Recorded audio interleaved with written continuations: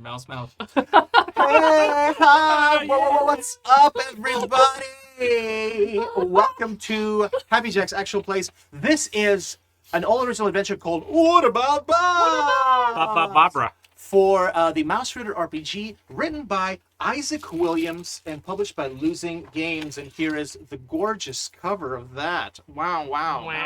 Mausritter by Isaac Williams.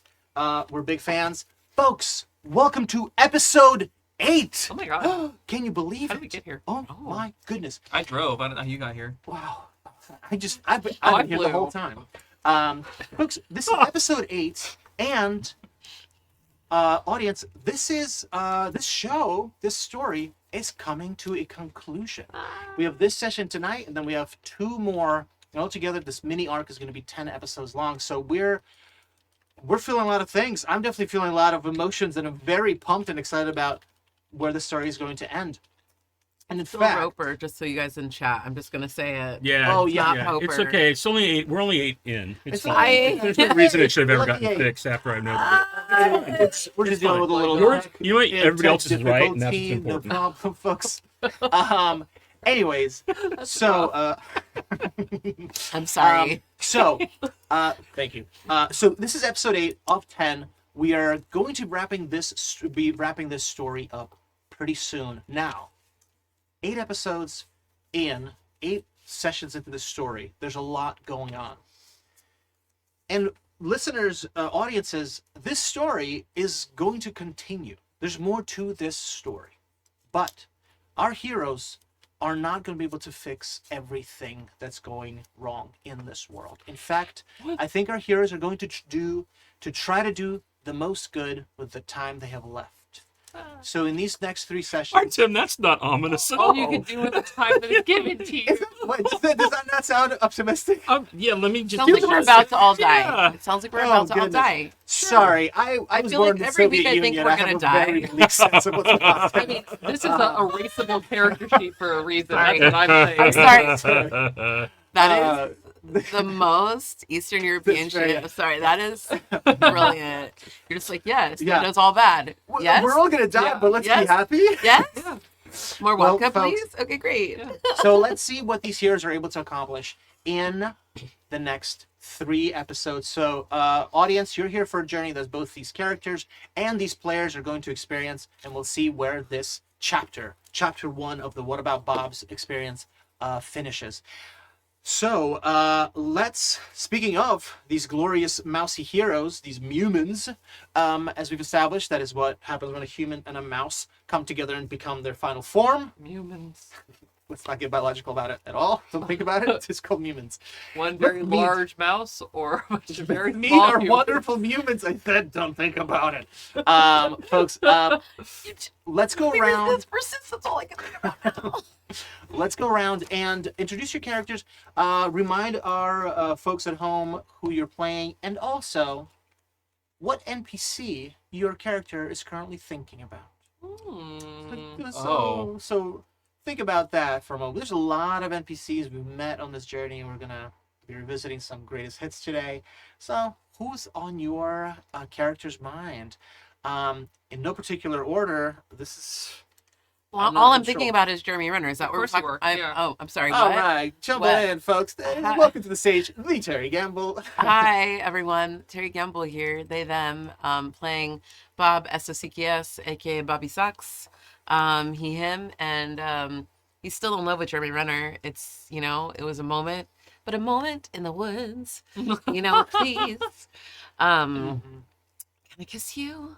It was delightful. And here we are still thinking about it. We've already gone through a whole other adventures in and out of a TV box.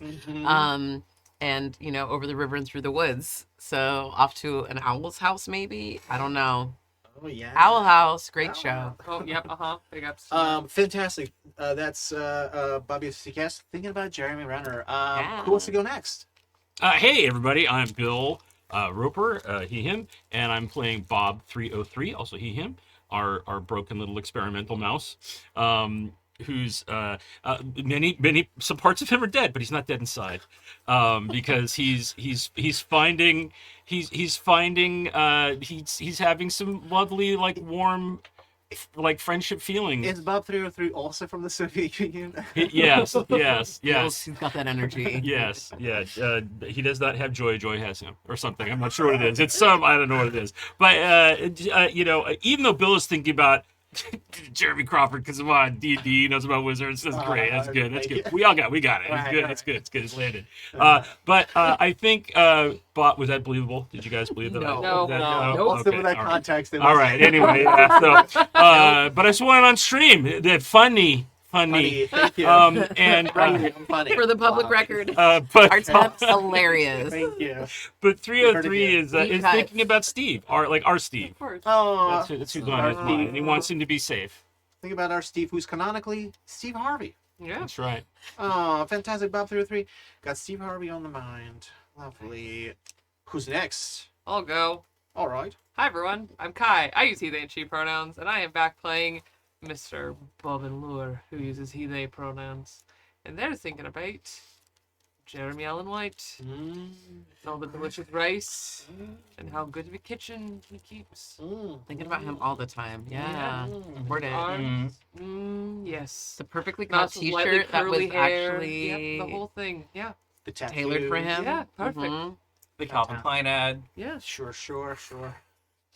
Fantasizing about a mouse cooking a delicious meal with just an apron on. Yep. Because mice don't need clothes. That's right. Wow. We are. That is a vibe. It's a strong vibe. Thank you for Love that. someone and just an Bob and Lure apron. thinking about Jeremy Allen White, and of course that brings us to the one and only our in-studio producer. Brooks will be here for. Sorry, I got lost. I think about Jeremy Allen White. Yep, you're welcome. Yes. Hey everybody, I'm Joey. I use he/him pronouns, and I am playing Bob Hope, who also uses he/him pronouns, and he's just a little guy who wants to do good in the world and be a little hero. And I think the NPC Bob Hope is currently thinking about, because he's very single-minded, as all heroes should be. Wow. Red. The hero's journey. He's thinking about the wizard. And you? Would you say it's the wizard and I, perhaps? Oh no! When you're with the wizard. I know, Joey. Wow. Every She might day I'm tell holding you space. Yeah. Oh God. Holding Put you out of the space for the Always sequel. Space for Clark, the Owl Wizard. Yes. Oh, ever in Bob Hope's mind. I love that. All right. Well, welcome to the game. Welcome back, everybody. So, we're going to do some pretty interesting things today. We're going to dive in bit by bit. Now, right now, these wonderful humans, Bobby SOCKS, Bob 303, Bob and Lure, Bob Hope, are astride the gallant, the gorgeous, the sleek, the somewhat high and pretty beat up Glenn Powell, Glenn the Powell, capybara. the capybara, running through the woods, panting at the mouth. He has been fed mushrooms by the one and only Bobby SOCKS. You've been feeding those mushrooms to him in a specific way that doesn't restore his hit points, just keeps him mellowed out. It is a very strung out capybara who's feeling great, but like body is really breaking down. But this is the sacrifice he was willing to make. He fears having his health restored, because that's when the owl will take hold of him again. His health can't be too good. As we're clip clop trotting, that's what I think capybaras make, the sound. Clip clop Yeah, I think you're trot. right. Yeah. We're I am not sure if that's the sound that I support, but I will go with it all our right. time. Get at me in the comments, audio files. All right. Sorry, the damp clip clop. Damn. Wow. Okay. Damn clip clop. Okay. Yeah. Anyways, so he's tearing ass. The He's Foley artists are coming for you. I'm so sorry, Foley artist. He's hauling ass through the woods, along the raging river, cutting around the bends of the mountains of teeth, making his way to a location at the edge of the Valley of Dust, which has been flooded. He's trying to get you guys as close as possible to Clark's castle. Clark being the owl, Clark's castle, aka Clark Laboratories. Now, this is a real throwback. I don't know if you guys recall episode 2 or 3. Bob 3 or 3 mentioned that he had, like baby Moses, sailed down the raging river in a discarded plastic crate that happened to be from Clark Labs. So, thank you for that offer. Good. So we'll see where Glen Powell gets us to, but we also know that somewhere around this area is the famed haunted mansion of a solitary mouse from the village of Jeremy's, none other but Jeremy Crawford, a specialist at wizards. Now, for those who are hearing this joke not for the first time and who already clocked it, this might be redundant, but Jeremy Crawford, hats off, is one of the lead game designers, rule designers at Dungeons and Dragons. Get it? He knows a lot about wizards. He lives on the coast. Yeah. It's just a good joke. Yes. Good joke. It's a good one. It's deep. Thank Tom, you. I love you so much. Okay, well, It's that's not your fault that I'm a little head empty sometimes. all right. That's off my chest, and I'm better now. Thank Stated you. your piece. Anyways, so Glen Powell is going to try to get us somewhere near Jeremy Crawford or near the Clark Labs, but there's they're making way now. As I mentioned before, we have 3 sessions left, and also these heroes have a limited amount of time. Time is going to be a big theme today, because while y'all have been exploring and trying to push through leads, things have been happening in the world. In fact, we will do a real quick timeline recap. We know, according to both the Mycelium Network, the Mushroom Mother, and the Steve Mice, and a couple of other critters, we know that the Valley of Dust, where the Fumis live, was flooded a bit over a week ago, maybe 10 days ago. We know that during that flooding, Steves were able to escape from the castle of Clark. During that escape and the flooding of the Dale of Fumis, the habitat where Fumis live, a pigeon named Joey was able to rescue a Fumi, was able to rescue a Steve, and was able to take them to the metropolis of Max's that resides in the Mountains of Teeth, where they warned them about that something is happening, that there's some danger happening from the Clark Castle.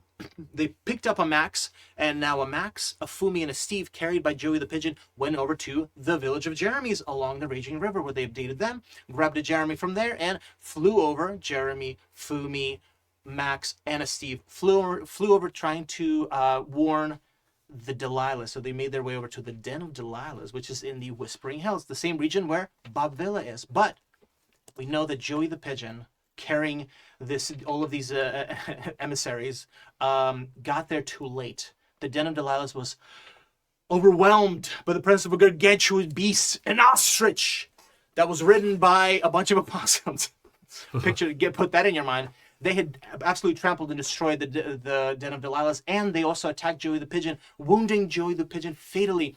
Joey made a valiant attempt to try to careen back and fly over to Bob Villa, but wasn't able to make it all the way. Crash landed through a soft patch of ground and broke through the band folds, moles, holes, and tunnels. Where upon impact, all of the mice. That is a great tongue twister. Pretty good. Band Oh folds, my moles, gosh. holes, and parentheses and tunnels. Where all of the mice unfortunately died. They did not survive the crash, except for Steve. Now, that happened some amount of time ago, but we know that this crash landing in y'all's time happened about 5 days ago, because that's when Elder Bob connected with one of the elders, Ben Fold the First, to let them know that there were some rumblings. Then 2 days ago was Bobsgiving. That's when we discovered Steve. Then, or 3 days ago, that was Bobsgiving. 2 days ago, you guys left to try to pursue to investigate the village of Jeremy's. 1 day ago, you got to the village of Jeremy's. You were able to overcome the opossums, and then literally today, you were able to venture out into this mystical glen next to the brook, where you were able to overcome Glen Powell, the capybara in the TV. And now it's the following day. Wow. Okay, so this is day 11. So day 11, all of these things have happened. The owl and her emissaries are out and about. The water levels are rising. So things are happening in other parts of the world. So what you're doing and what you're choosing to go is very pivotal. We'll get back to that in 1 second. Because you guys are riding the capybara. Yeah. I want to turn it over to you guys for a second, because as you guys jumped on the capybara, you spent a night in this wonderful mystical glen because you wanted to give the truffle of truth time to replenish itself. And we had mentioned last time that the way the truffle of truth works is that it has to be grown in the ground overnight, and a deep truth has to be shared. So as you're riding on Glen Powell the capybara, everybody go around and in character share what is the truth that you shared with the truffle of truth.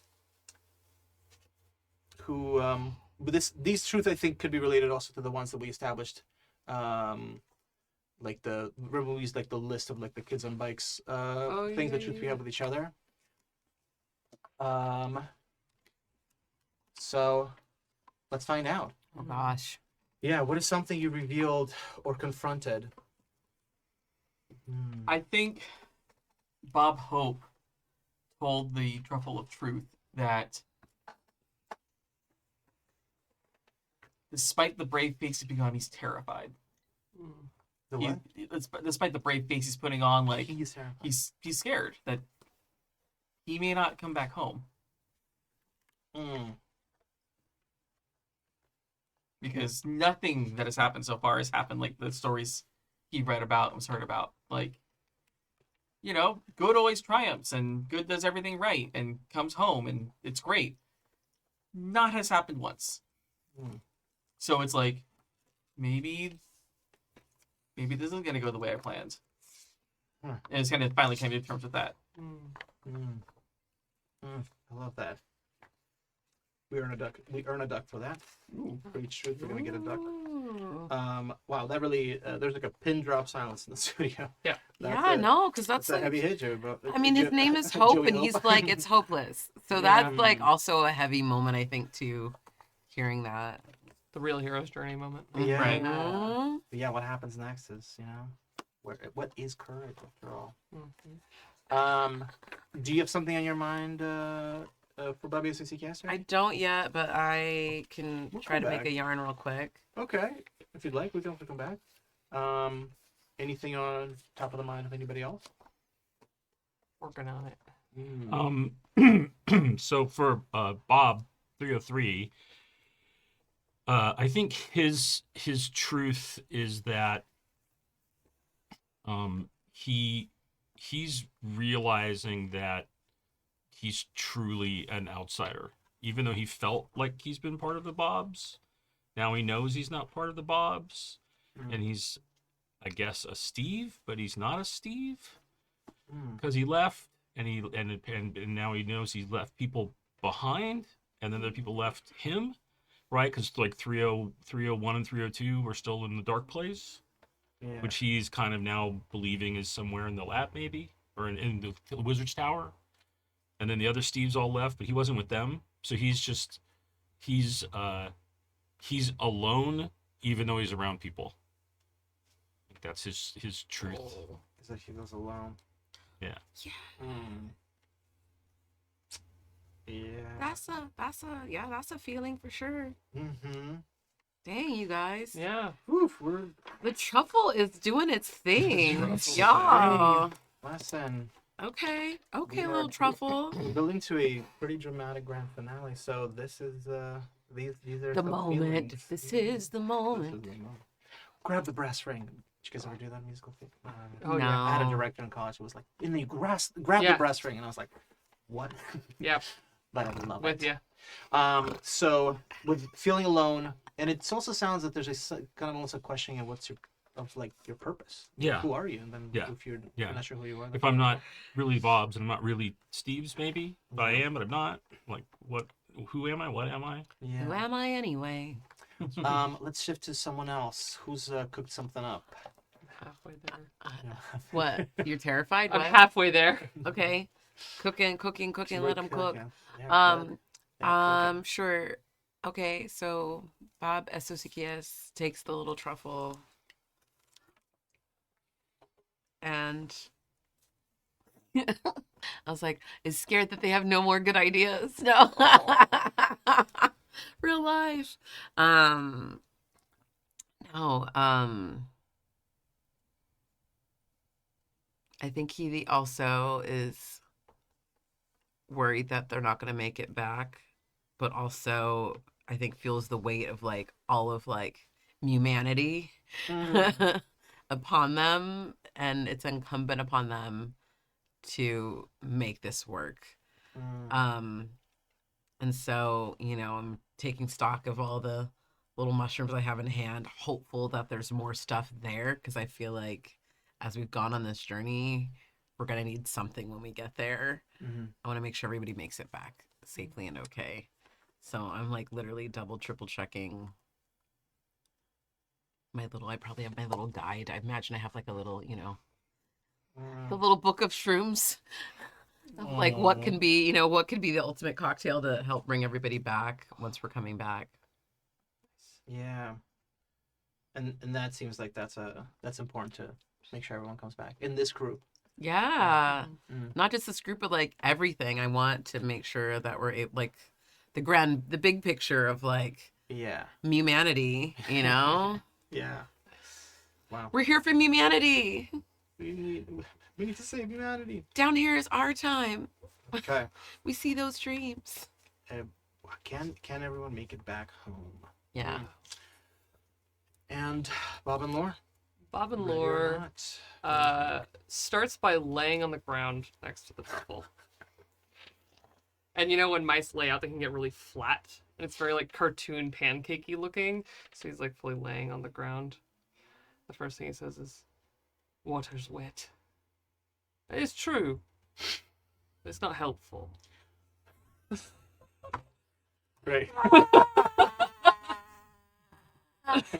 I love this really mouth. Water is wet, and it is absolutely not helpful. Thank you so much, Bob. What do you think about it? And then deep. Lord, it fully goes it into can be like deep. Still waters. like teenage girl talking on the phone with their best friend, like lays on his side and kind of looks at the truffle and looks at everyone, looks at the glade, looks at this mystical flower and thinks about whole thing about the wizard Clark and all the valves and the lab and all the wet cave and all these things, and he finally says, "I'm going to find the wet place. I think it might be there. I've never been more sure in my life that the perfect wet place exists than I do right now." Okay. Your truth is you will find it. Yeah. That you won't. Nothing will stand in your Yeah, way. and that he's certain that it exists for the first That time. the wet place. That the wet place he believes exists. it. That it isn't a misinterpretation, but it is a real, true thing. Yeah, well, it's because the wet place is a story that was given to him Yeah. generations and Yeah, yeah. generations. A place where mice can prosper. Yes. A wet place, not at all a sewer, Yeah.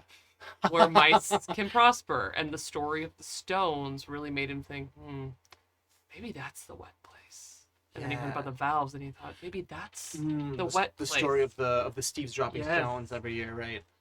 So he is becoming more and more certain of finding the wet place. Yes. Oh, love that. Okay, great. So duck for all of that. Gang, also because it's the following day. Oh my gosh. Are we at level 3? Are mice at level 3? 3. Yeah. Okay, everybody roll 3d6. Because that is we got a bank of ducks. Let's get some ducks going. Alright? These are for the ducks. Duck up. Duck up. Woo!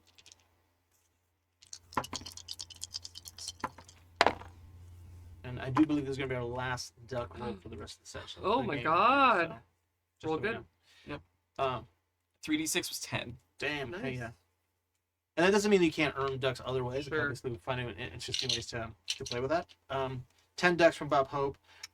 9. 9 from Bob 9. Lore.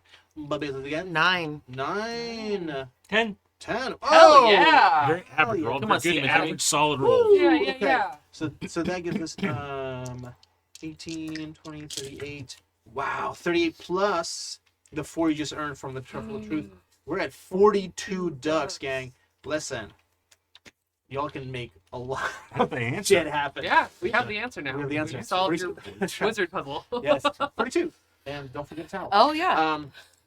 The meaning of life. Well, if we're going to the wet Boom, place, boom. we'll need a towel. This is so true. Absolutely. Oh, it's all connecting. Yep.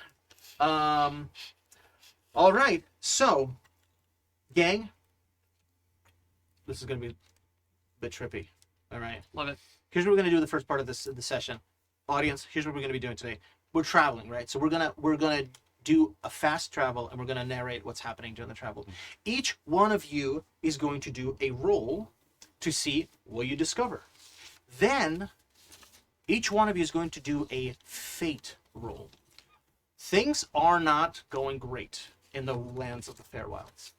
The fate roll is going to say whether the wizard, the wizard's agents, or water has appeared in a dramatic way somewhere. And then we're going to look upon a map that I'll show you in a second, and you're going to pick where that event has happened. And then you're going to roll to see what NPC you've met that tells you about the events that have happened. So basically, the travel here is you're traveling, you are rolling to find out, you're rolling to establish what has happened in the world, and then you're rolling to discover what NPC has told you that information. And so then we do these like mini scenes. Does that make sense? Yeah. Great. And we'll have a map for reference in a second that I'm very proud of. Now, these scenes are going to be, we're going to take them in a linear fashion. We're going to go with Bob, 303, Socks, Lore, and Hope being the very last. All of these scenes are going to do one after the next. And Bob, Hope, you are going to finish describing your scene with a specific image. So this is kind of like a narrative thing where we're going to be focusing towards this. And maybe all of you can kind of chip in. Cool. No pressure. Yeah. This isn't a very stark image, and so we're gonna try to figure out how we get there. Nice. The image is Glenn Powell Yes. towering over you, Oh. his paw on your chest, breathing hard in your face, pressing down, and you are starting to lose consciousness as you're running out of breath. Oh my God. Okay. How that happened? We'll get there in a second. Sexy. All right. In Yeah, normal maybe you're circumstances, into that. maybe, we don't Absolutely. know. Maybe you're into that. No Size pink- difference. No and pink shaming play. here. So everybody, any questions about just those directions? We'll obviously go step by step. Yeah. But I know it's a lot. Rolling some dice, it sounds like to me. Yeah. Oh, Now I know for the audience at home, probably this sort of maybe is like a little out of this is a little out of sync, but just the tiniest mood setting recap of the events from last week. And the reason I want to bring this in is because we only have so much time left. We only have so much time to do the most that we can. The most that we can. We want to imagine a world of the future of this game, right? Of this of the Fairwilds, a year from now, maybe 10 years from now. You all have been able to help something, but not everything. And there are certain things that the mice are still struggling with. And this particular scene starts with water rushing into the little bungalow, the little burrow where Bob Morse lives. Water is starting to seep up, and her bungalow is going to fill with water. Up top, there's a ceiling that looks out into a night sky. She knows that she is going to, it's going to flood her place completely, and that she's going to have to make her way out that way. But she stares up at the ceiling with trepidation, with fear. She's afraid of whatever it is that's waiting outside. Something is trying to flood her out. She knows she's got very limited time left. She is stricken with panic, and seeming to just trying to capture her own breath, just to get herself to calm down, she pulls out a piece of parchment, and with shaky hands starts to scribble a note. Dear Lure, I still think about you fondly and all the time. I miss you. We all miss you, and we miss Bob Hope, and we miss Bobby SCKS, and we miss Bob 303. This is a strange note that I don't know if it's going to find you. I don't know if any of my notes have found you at this point. But we think about you, and I think about you a lot. We thought about you today. We were telling each other the story of your travels. We were just at that part today when we were talking about that strange, mystical glen that you went to, where you found this rectangular mausoleum, this strange ancient structure that we now know was once referred to as a television. What the television did, we don't know. We also recall the story of how clever you were in overcoming that charmed but poor Glen Powell the capybara.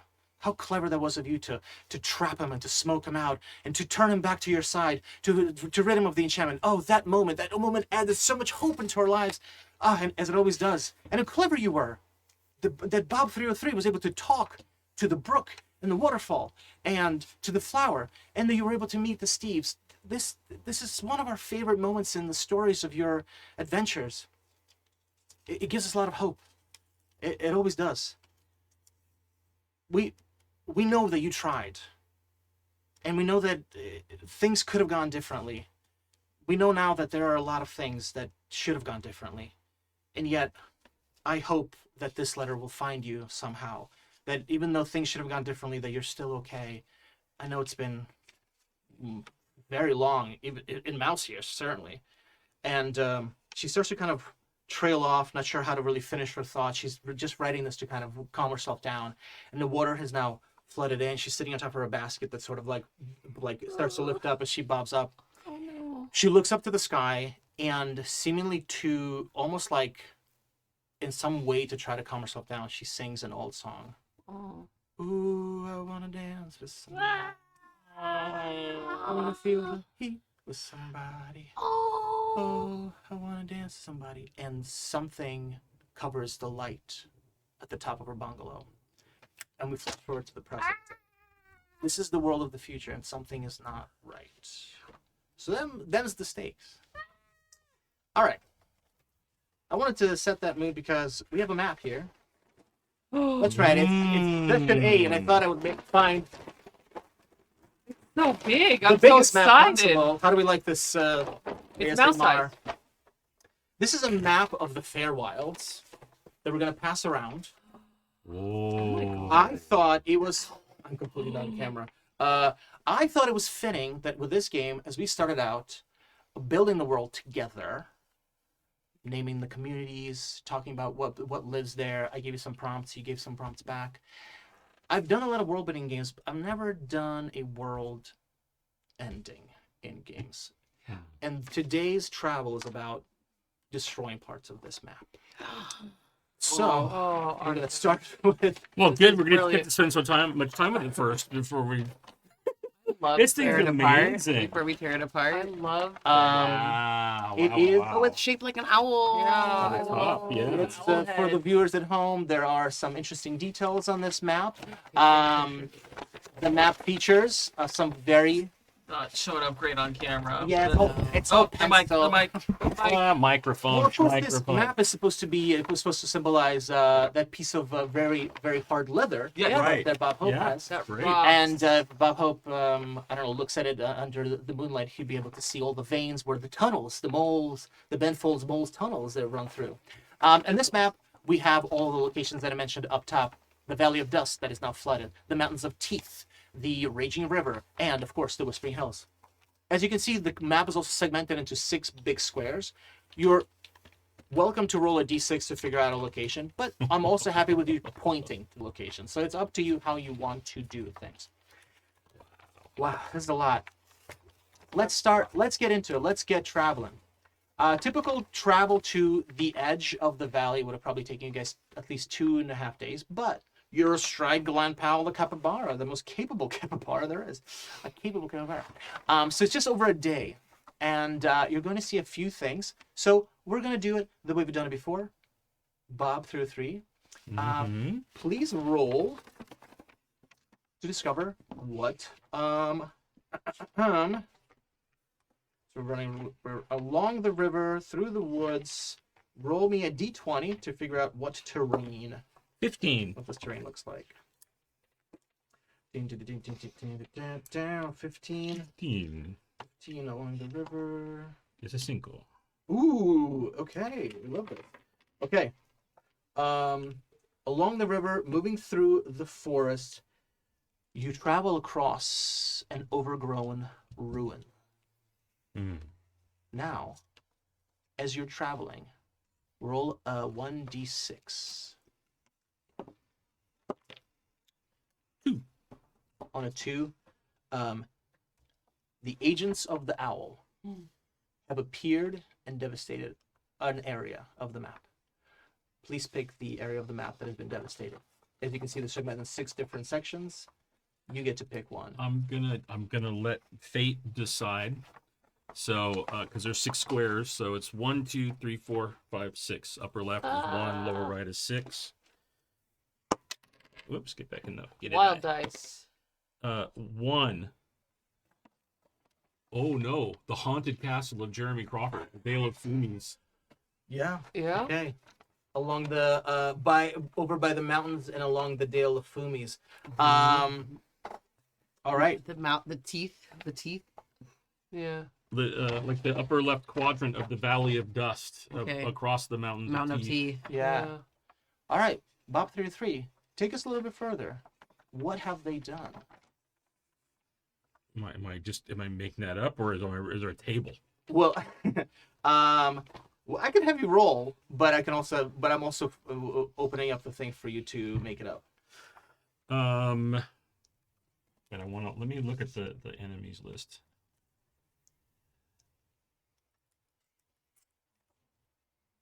The Dale of Fumies. We've got ostriches, otters, Yeah. and opossums. Oh. Oh. I think. So I think it's in the Dale of Fumies is where this has happened. Yeah. If we're trying to get to the castle, I don't want to destroy the castle in any way. That seems like Love a that. bad idea for our storytelling.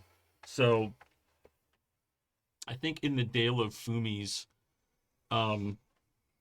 the ostriches have run wild, just like trampling everything under their big, terrifying, massive feet. Yeah. And even like tearing up the ground, like trying to find any fumies that have tried to like find little holes to get into by like putting their heads. Ostriches will stick their heads underground, but these ostriches like can actually like look a little bit like underground. They have a way to maybe that's part of their magic. Yeah. Right. And part of that area has been flooded. Right. And so, but these ostriches are much larger. Yes. They're probably just able to walk. Right. So they're able to. through it. I mean, and in some places the water comes all the way up to their knees. Mm-hmm. Right. Wow. Because it's so deep in some areas, but they're able to get above it, and be able to see as they're trying to, I guess, track down any of the fumies. But they're also kind of devastating everything Yeah. as they move through it. So it's flooded, but it's also then torn up and chewed up and. Yeah, whatever fumies were surviving around Yeah. are in peril because the ostriches Yeah. have come to finish them off. So the ostriches have come to finish off the fumies. fumies, They're yes. stomping around. All right. And one last question is, an NPC of your choice that you've met is someone you run into during your travels. They are traveling because they want to do something about this. So every time we meet an NPC, they're going to be potential people we can recruit to our side. So someone you'd want, from the village of Bobs, from the Jeremys.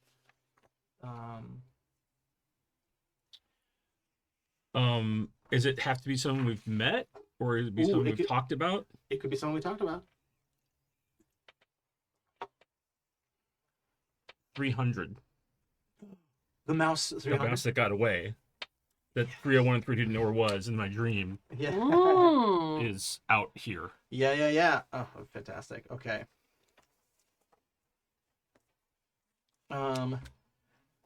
Great. First of our number. Good. Fantastic. You see this little mouse trudging through the woods. And you pause, you chat with them, they tell you this information. They say, I left because I was trying to survive, but now I'm going back because there's no survival. There's just a do or die. Yeah, we're gonna go try to see this like person who knows a lot about wizards to try to go stop the owl Clark the owl. So we're gonna go see a Jeremy, a mouse that knows about wizards, and to try to stop this. Because there's no survival. What do you mean? Hey, we need to. It's all about the castle. We bring the castle down. We don't have to worry about all the other stuff. Is there anybody left in the castle? Yeah. There's more us. There's more Steves and capybaras and ladybugs, snakes, cats. But There's a beetle. we could save them though, right? Like Yeah. we could save them and maybe they could help us. The ostrich. Ostrich doesn't want to do that. Well, I mean, we know there's some that are helping the owl or being forced to help the owl. The wizard is doing it. She's Yeah, doing it the to the wizard. ostrich. Right. So maybe if we could sever that tie and then like all of humanity could rise up against the owl, Well, we could do something. Yeah. We could stop. yeah, I think it's a The great owl. idea. But I'm not waiting. I'm tired of trying to recruit folks. I went to talk to the Maxes and they're a bunch of jerks. And the Jeremys, well, they've been hit real hard. And I've just been trying to find help. Okay. Well.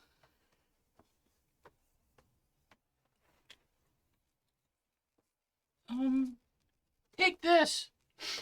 And Oh, he's gonna hand 300 his ghost lantern. oh, This might help you find your way and keep you safe wow, in the night. wow. Because I know that the dark place is very where we nice. all were. Yeah. And I've got Does some people that I'm with, and they've got torches and stuff. this do anything about demons or skeletons? Ghosts. It's supposed to be Oh. supposed to be. Because I've got a lot of against demons in me. ghosts. Yeah, I got a lot of skeletons in my closet too. I know what Does you it do anything mean. for it? I know what you mean, man. It'll keep you comfortable. It'll bring you some comfort. Hey, you're all right. What's your name? 303. What?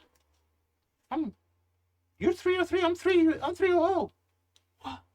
Yeah. What? You gotta put. Then this one lifts up his shirt. It just pulls a piece of fur apart. Right. And he points to Yeah, his tattoo. And I push aside like the purple patch and then the numbers under there. Hey. Well, gee dang. I think we're gonna end up in the same place eventually. Yeah. Well, when we're there, if you find something that we can like a way in, Yeah. or something where like we need to find you, Yeah. just light that lantern, Yeah. Heck yeah. I will. and Okay. I'll keep an eye out for it. Roll me a d4. He'll be all tiny 4. It's 3. 3. Yeah, I'm hiding out with.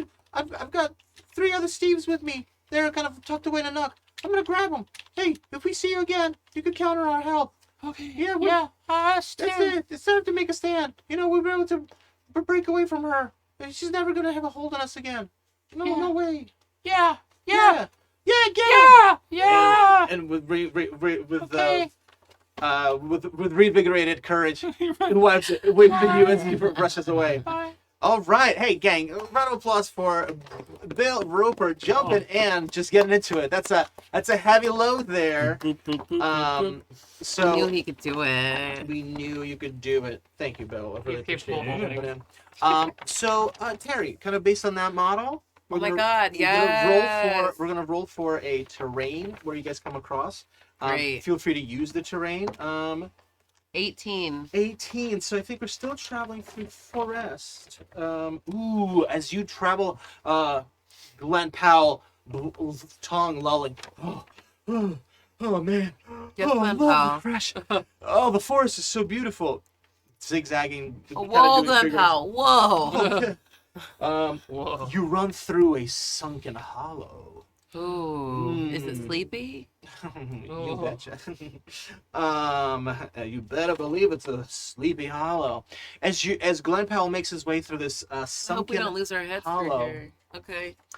would you like to roll a d6 to Yeah. determine what calamity takes place? So now we know that the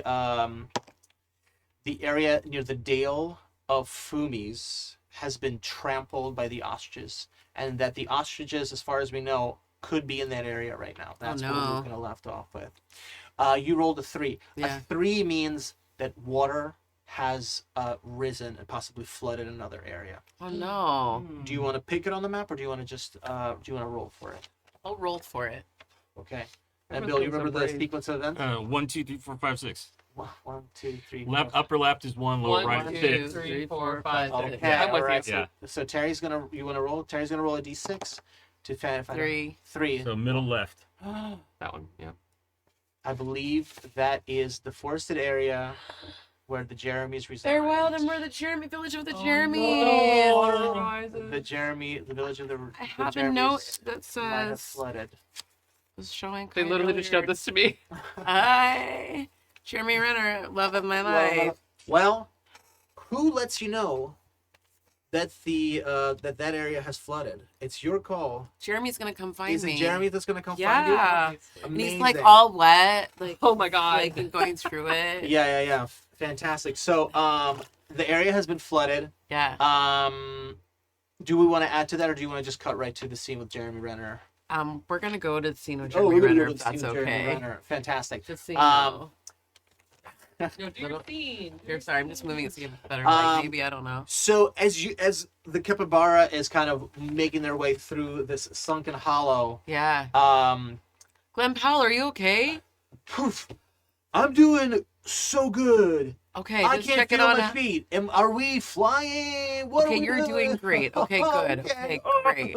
I'm Gonna- not gonna give you any more right now. Okay, that's great. I'm having a Okay. good time. Oh no. Grandpa was both crying and running and having a tough little time. And all of a sudden you hear buzz, buzz, buzz, buzz, buzz, buzz, buzz, oh buzz, buzz, and up above, just like a half dozen Liz's, carrying like an absolute mousy angel. Jeremy Renner. The love of my life. Glenn Powell, pull over. Whoa, it's you. I didn't. Hey, everybody. Whoa. I didn't think I was ever going to see you again. I can't say that I the thought hadn't crossed my mind, but I had also, you were in every one of my dreams since we parted. Whoa. I've heard about this. Radical honesty. I could do that too. Oh, was I not supposed to tell you that I dream about you every night? No, I think you should. I don't think you should ever hold back your true feelings. Okay. Something changed in me when I spent 3 full days dancing nonstop. Yeah. I'm a different Jeremy Renner now. I've learned learned how how to to- shimmy and how to shake, to do the mashed potato, the Harlem Shuffle, No. the jelly roll. I don't know what any of that means. Sorry, But I do think that sometimes we do find clarity through meditation, and dance can be a form of meditation. you know, I think I know what you mean. I've been able to center my mind a bit more. Mm-hmm. I thought that it would behoove me to try to be the kind of hero that I believe I can myself to be, and the kind of hero that I saw you being. And I don't know if you meant it, but me? yeah, You're my hero. you and this guy with a limp tail, and this guy with the cool patchy stuff, and this guy with the sweet threads. Oh, you know, that's my all your friend friends. Hope and Lore and Hello. 303. And 3. Oh, We met. Jeremy Renner. Oh, you're Yeah. right. Sorry, it was a. Are you okay? You seem like you're going through it still. No, I think I'm doing better, but you know, I headed out that I was trying to get folks together, but What happened? that Jeremy Irons, real dick, you know, after you guys left, he just could not get over it, and was trying to, you know, rouse the entire town, and I just thought, you know, I told Jeremy Allen White my plans, and you know, I trust him, so I just headed out. I just thought, you know, I think it's time, well, because Jeremy Piven told us that, you know, you guys took care of him and you rescued him, and yeah. Anyways, I really didn't. It think I was wasn't gonna probably run our into you. first choice. I mean, I'm glad he made it back to you. But that's what I mean. That's what makes you such admirable heroes. Even in the face of not wanting to do the thing that you want to do, you kind of put other people's needs before you, other mice's needs before your own, and that's why you were able to help out Jeremy Piven, even though I agree, the guy's a lot. He's very overwhelming. Even barely conscious, the guy's way Yeah. too much. There's a lot happening there. Well, where are you headed to? Can I join you? We're on a serious mission. Yeah. Okay. All of humanity As you is say, counting on serious us. mission, he starts to put on a bird mask for no reason. Go on. Sorry, I'm listening. It just helps me get in the zone. Sorry, it's my thing. I'll look this way. Go ahead. Go on. No, I'm happy to look at you. Oh, great. It's This is the real me. if that's really you, I'm okay with it, I think. But you're saying you're on a serious mission. Yeah, I'm sorry, I got distracted and now I went around. Yeah, it's a serious mission Yeah. to save all of humanity. Amazing. He's putting on gloves. Oh no. Oh my god. He's got a bow out. All right. Yeah. Tell me more. Yeah. All I want to know Yeah. is So there's a where's the big old target? owl. Yes. We're going to the castle Uh-huh. to see what we can do to free everybody who's trapped there and make sure that they stop trying to take over the world in a nefarious way. Okay. You Great. in? I'm in. Great. Oh, I I'm- want. Oh, sorry. nothing. Sorry. When I get excited, I'm a little much. No, I just was looking at your muscles flex, and I Oh, am happy you're a part of this team. thank you. I just want to be ready to do a heroic deed. Can you flex again? He flexes again. Like that. Was that good? It's everything I wanted and more. Amazing. All right. Okay. We're happy to have you along. Hop on Glen Powell This with us. capybara's listing. Okay. Well, wherever there's trouble, you'll find. Okay. I come to the rescue. He pulls the mask over and he goes. Glen Powell, hit it. He goes. Hold on tight. And he's like, well, the ladybug's got me, and he starts to fly off, and he's like, Sparrow Looker is on his way. No. He flies off because the other one is copyrighted. Okay, can you also roll a 1d4 for me? I'm sorry. Wow. Sparrow Looker. We went from a very somber tone to a very nutty one. That sounds about like my life. That's the heck. 3? 3? Okay, great. He says a couple of Jeremys are they're making their way along the river, which it's a freaking ocean now. It's all flooded over, but they're making their way. They're wading over. You guys pick your favorite Jeremys. Who's Oh my boy. Jeremy Jeremy Allen Allen White. White. Okay? Jeremy Allen White's on his way. Who else? Jeremy Jordan. Yeah. Yes. Give me Jeremy Jordan. Jeremy Jordan. Look at him, Jer- high He'll notes. deliver us the news. Oh, now's the time to seize the day, Oh. he says. Yeah. Oh, Yeah. News reporter. Okay, got it. Okay, and so you rolled a 3. Terry, did you roll 3? I did. Amazing. And one last Jeremy. Oh. So we've got Jeremy Allen White, Jeremy Jordan, and who Oh, else? Jeremy Lin. Oh, yeah, Jeremy Oh, Lin. We yeah. love Jeremy I Lin. was like the one we Fam. love. Yeah. Great. So the Jeremy Allen White, and So Jeremy we all Jordan program. uh, will meet you at the castle. That's Great. that's the story. Yeah, cool. Love Fantastic. that. Great. We All right. recruited beautiful help. Thank Unfortunately, you. iron sinks. Yeah. Hey. Oop, oop. Okay, Bummer. so let's recap. The ostriches are currently trampling around the northwestern quadrant of the map, where the mountains of Teeth are, where the Dale of Fumis used to be, the flooded area. And now we know that the entire village of the Jeremys is also flooded over. Unfortunately, that place has been completely impacted. Kai, Let's go. roll the next landmark that we passed through. D20, right? Which one? Yeah, A 7. a 7, you say. Yes, sir. Ooh, okay, this is cool. As Glenn Powell is making his way, going, whoa, anybody else see that, or is that, or am I, check it out. And ahead of you is a tremendous oak tree. just Oh. truly epic. I mean, for you guys, it's like facing Mount Everest. Yeah. And imagine just like a 20-story face carved into the side of this tree. This is another one of these places of true magic. All right, so this was going to be a little bit different. I So love. let's first figure out what terrible things happened in the world. Roll a d6. Rolling to see if it's an emissary of flooding. 5. The owl has made her appearance and has devastated an area. Would you like to pick or roll? I'm gonna follow the trend. We're gonna roll it. Okay. I will just say that I think 1 and 3 are kind of like. Okay, I'm gonna roll a off the d4 then. I'm gonna do 1, 2, 3, 4. Mhm. Love it. Okay. Wow.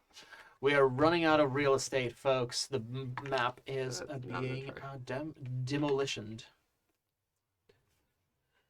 Goodbye, Ben Folds, Moles, Holes, and Tunnels.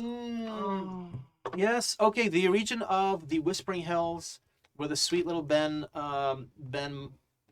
Folds, Moles, Holes are. And tunnels. What's that? And tunnels. And tunnels. The wizard has made an appearance there. Kai, how do you believe that the wizard has terrorized that area? I think that she sealed up parts of it with her magic Oh. and is trying to draw them out through one final hole, Oh no. hunting them like owls actually hunt moles. Oh no. Except for the covering the holes thing, but Oh my god. Okay, so she's trying to exterminate the moles. sucks. This is a nasty fucking owl, you guys. All right. That is pretty bleak. Okay. So kind of a choice over to you. We can definitely bring in an NPC, right? That we've run over, but also you're in a place of true magic, and there's a literal face looking at you from this tree. I'm so curious about this tree. I think it has to be the tree. Love it. Great. Can you roll can you roll two d6s and tell me what the numbers are? Okay. 2 and a 6. Okay.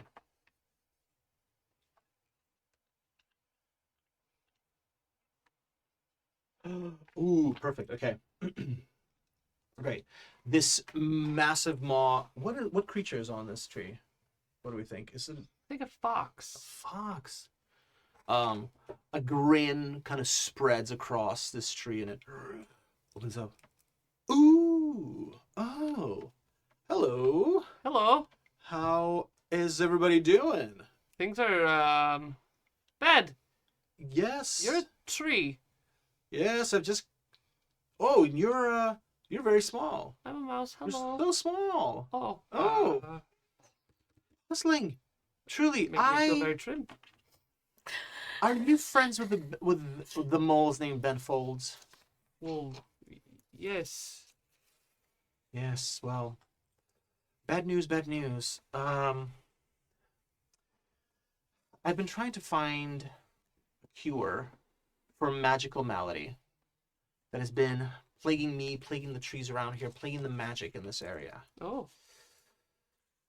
I've reached out my roots to find out if anyone has any answers. And the trees sing a very sad song. There are areas that are being flooded. There are areas where creatures are behaving truly very savagely. Yes. Ben Folds, who always does such a nice job cleaning up the roots of my trees and of my forest, they are currently in dire threat from a truly vicious owl who thinks that she can take over this whole entire wood. Curious. Yes. Oh, then you know of her. I have known of her, yes. What do you know about her? Well, she's been using her magic to change all the animals, to take over whole areas, to flood the world, and not in a good way, in a dangerous and scary way.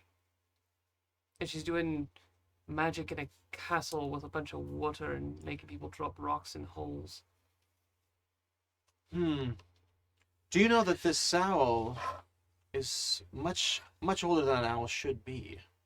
Oh, Yes, everything has a time span, you know. Even I will pass away at some point. I don't know how old I am. that seems impossible, but alright. Well, every century or so, I change my visage. Right now, I'm a fox. Some time ago, I was a turtle. Never met a turtle. You've never met a turtle? No. Some of them swim, and they would do well right now because there's heard. some, yes.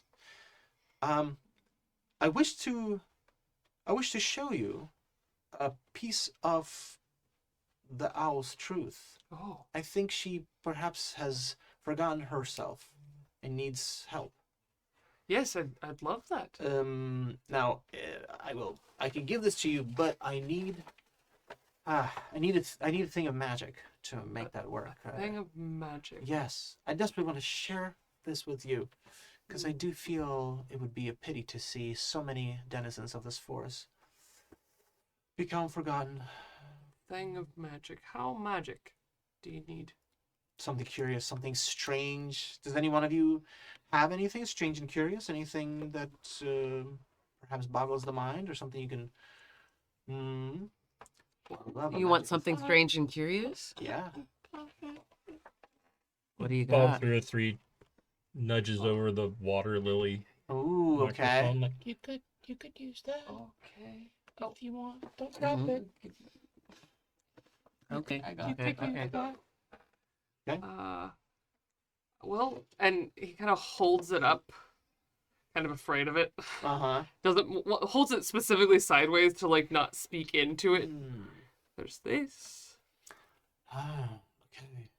Yes, and it kind of leans the branch down, and its branch kind of is like a collection of these like bushes and leaves that almost use like a big bushy tail, and it kind of takes the microphone in, the water lily, right, and it just sinks into the branches, and then it starts to seem to kind of disappear into the green, and it's like, oh, it's a device for speaking. Well then. It opens its mouth, and it starts to kind of like both speak and make sound and noise, and all of you have this image of a strange building. Even as mice, I think you guys are able to put together roof, walls. Not a building you've ever been to, because it seems colossally huge, and soft, furless giants are walking into it. You've heard the tale of these, yes. It's a big steel building, and at the front of it there is a sign that you are able to make out that says Clark Laboratories. There's an owl that perches on the roof of this. You watch the owl. You watch the owl see the soft hairless humans, the soft hairless giants go in. She watches these humans, and she watches them interact with mice. The humans are all, the soft hairless giants are Mutants? are all walking into this building not wearing their regular skin. They're wearing these sort of suits that cover their bodies entirely. They walk into this building. They deal with mice. They do things to mice. They probe them. They seem to be drawing blood from them. They're doing right. So it's above 3. Yeah, Bob 3 or 3 starts twitching while the vision's happening. And you watch in this vision as the owl spies a mouse that is able to sneak away, and the owl alights and sits next to this mouse, and the mouse seems terrified. But then the mouse starts, almost without really thinking about it, starts speaking in the way that you're used to speaking. But it's as if the mouse goes from being in all fours to suddenly being like, "Hey, what's going on? Listen, you gotta help me. A bunch of my other dudes are in there. They're doing some crazy stuff to us. Hey, come on, are you listening? Are you able to understand me?" And the owl, you're able to understand the mouse, but the owl seems to not be able to understand this mouse. She kind of turns her head this way and that. She sort of seems to be amused by the mouse. Kind of walks around him, and then as the mouse just continues to sort of explain that it needs help, without really thinking about it, it eats the mouse. Yeah. And then you watch something transpire and happen to the owl. you see the owl look at the sign above, and the sign now is like sharper. Now you can definitely see it's Arthur C. Clarke Memorial Laboratory Facility. Da da da da. It says Pasadena, California. It's all of these other things that to you as mice, you're like, well, okay, we understand that these are words or they mean something, but suddenly there's just much more clarity. It's as if the owl is able to understand what these hairless soft giants are saying, and the giants are talking about you need to find something to cure. They're trying to prevent something. They're trying to stop something. It seems that the soft hairless giants are really afraid of something. The owl watches, studies, and it's hard to understand, but it seems that the tree is showing you a very long span of time. Every once in a while a mouse escapes, and every once in a while the owl eats it. And then something happens and the soft hairless giants stop coming, and the sky changes color, and the parking lot that's in front of this, or rather what seems to you as like a gravelly stone place, is grown over with grass. The grass withers and dies, turns into dust, so on and so on. A couple of cycles of this, it just seems like a dusty paved thing. The steel structure still stands. Parts of it have collapsed, crashed. There's been a fire. It goes out, and yet the building sort of continues to exist. And all the while, the owl is there. It dawns on you that this owl has been around for a truly tremendously long time, and this owl has been around for what seems like by herself. And then one day you see the owl bringing a few mice into the lab. Then you see the owl bring a snake and bring an opossum. You see the owl start to repeat what she had learned from the humans all those ages ago. And kind of like that image kind of fades away as you kind of drop back into the present.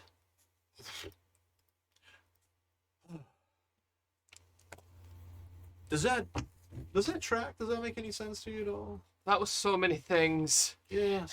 I mean, It's an I've seen old some story. things on. Oh, this one seems a bit nervous. Rosario, you're right. We're not gonna let that happen to you. Dark place, dark place, dark place, dark place. Place?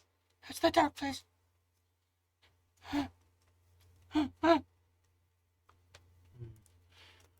There is much darkness in the world, and there has been a lot of darkness in the world. Other beings have lived among this forest, within it and outside of it, and they've passed as darkness has come for them as well. I am a great big magical tree fox thing. Yes? I can't really move, but I can offer you protection of true magical variety. Oh. Perhaps I can aid you in your journey. We would be honored. Yes. She kind of considers and hands back the microphone and says, I have control and understanding of the winds, of waters, of the earth. I am in touch with the elements. Why don't you take this gift you so generously gave to me? You can now use it to call upon my elemental powers. Wow. I will do my best to answer your call in your direst of needs. And as per, of course, the parlance of using magical items, this one only has 3 uses. But you know the deal. You know the fox just makes sure. That's just for formality and technicality. I have to make sure everybody is aware. Anyways, well, a pleasure. Your capybara seems to be extremely exhausted. Is he okay? He's not okay, but it's okay. Wow. Well, what are your plans, little ones? We're going to go find the owl. Ah, good. Well, good luck. Call me if you need me. It's very Yes. serendipitous that I've run into you. I've had this story for a long time, but I've also not had anyone to share it with for a long time. I've been curious about this owl. What does she want? Why does she do the things that those hairless giants did a long time ago? Is there something that she knows? If she's been around this long. It doesn't really seem to match her. She's hurting people. She needs to be stopped. Well, it depends on what you've seen and what your perspective is on hurting versus trying to heal. Sometimes it looks the same. I don't know, eating those mice looked like hurting to me. Yes, but that's sorry. I know it's our kind, but it's kind of food chain situation. Mm. You know, But the there's Jeremy's, that's too far. All right. Thank you. Well, I know not everyone believes in the magic of the woods more, perhaps now, but at some time in the distant past, no one really believed in me either. I wonder what this owl believes that has her convinced that she, as you said, has to eat mice without any kind of recourse or do what she does to the mice. But you're right. she just seems power hungry, Or just hungry. power mouse. Power mouse hungry. But you're right. There's a chain of life there too. After all, I am although I'm a big magical fox tree thing, I am still a tree. I count on you to at some point perish so that I can absorb your body into the soil that's beneath me. Cycle of life, as it were. Yes, we're not secretly, actively seeking out our death. No, but without your death, I would also cease to exist. And So I have to evaluate whose existence is more vital to me. well, one day, when I'm not using this, and Laura pokes his mousy self, it will be an honor to be a part of you. Whereas if the owl tries to eat me, I will put all my bones in all of her guts. Well played. Yeah. The tree kind of goes, respect. Well, good luck. And don't worry about the darkness as so much. There's always a way to make a light. Before I go, Yeah. this Big, and big oak tree turns, pivots to you. Lure reaches for a fallen leaf, or like somewhat freshly fallen leaf. May we have this? It's so funny. It's indescribably huge. How big Yeah. the fox has to like really squint. Oh, yes, of course. All right. What do you want with it? And he goes to 303 with this big leaf and just kind of wraps it around him. Oh, like a little thunderjack. Yeah. Okay. And, the oak leaves are already kind of shaped. Mm. And so he's like just kind of using it to like hold 303 and make him kind of like feel a little bit more safe. Like, Love it. I'll pull it in. There you go. Oh, very good. That's right. It seems you're starting to brighten up already. Okay. Well, farewell. Next time you meet me, I will not be here. For once I have been beheld, I must be beheld in a new place. Goodbye. Oh. The face completely disappears. Chaotic. I love it. All right, amazing. So we met a big ass tree fox thing. We met Jeremy Renner. We met Bob 300. We know that the ostriches have stamped out the area where the Dale Fumis used to be. That the ostriches are still kind of present around the area where Jeremy Crawford's haunted castle might be. We also the know coast. that sadly the village of Jeremy's is flooded, and we now know that the owl is systematically trying to eradicate. Oh, pardon me, trying to eradicate the moles. All right. And now we've come to Bob Hope. Now, you're going to do the same thing. The last detail you're going to add Is the capybara Yeah. trying to choke you out in a not a fun way. So let's clear that up. So Thank you. the capybara has now got you guys through the woods. We are now in the mountainous ranges. Truly, really nimble critters. Those little guys making his way downtown, climbing over all the sharp edges and rocks, hopping from stone to stone, keeping to the edge of the river. As you're cutting through the mountains, a truly tremendous, what to you seems like possibly like an ocean opens up, perfectly kind of walled in by rows of mountains. This is where the valley used to be. And now it is this basin of water, this sort of endless thing. And somewhere in the distance, perhaps, there is some clouds obstructing a structure that is shaped not unlike what you saw in the vision from the tree fox thing. Joey, please roll to find out what terrain, what thing you see in this terrain. That's an 11. It's an 11. We love that. We love that.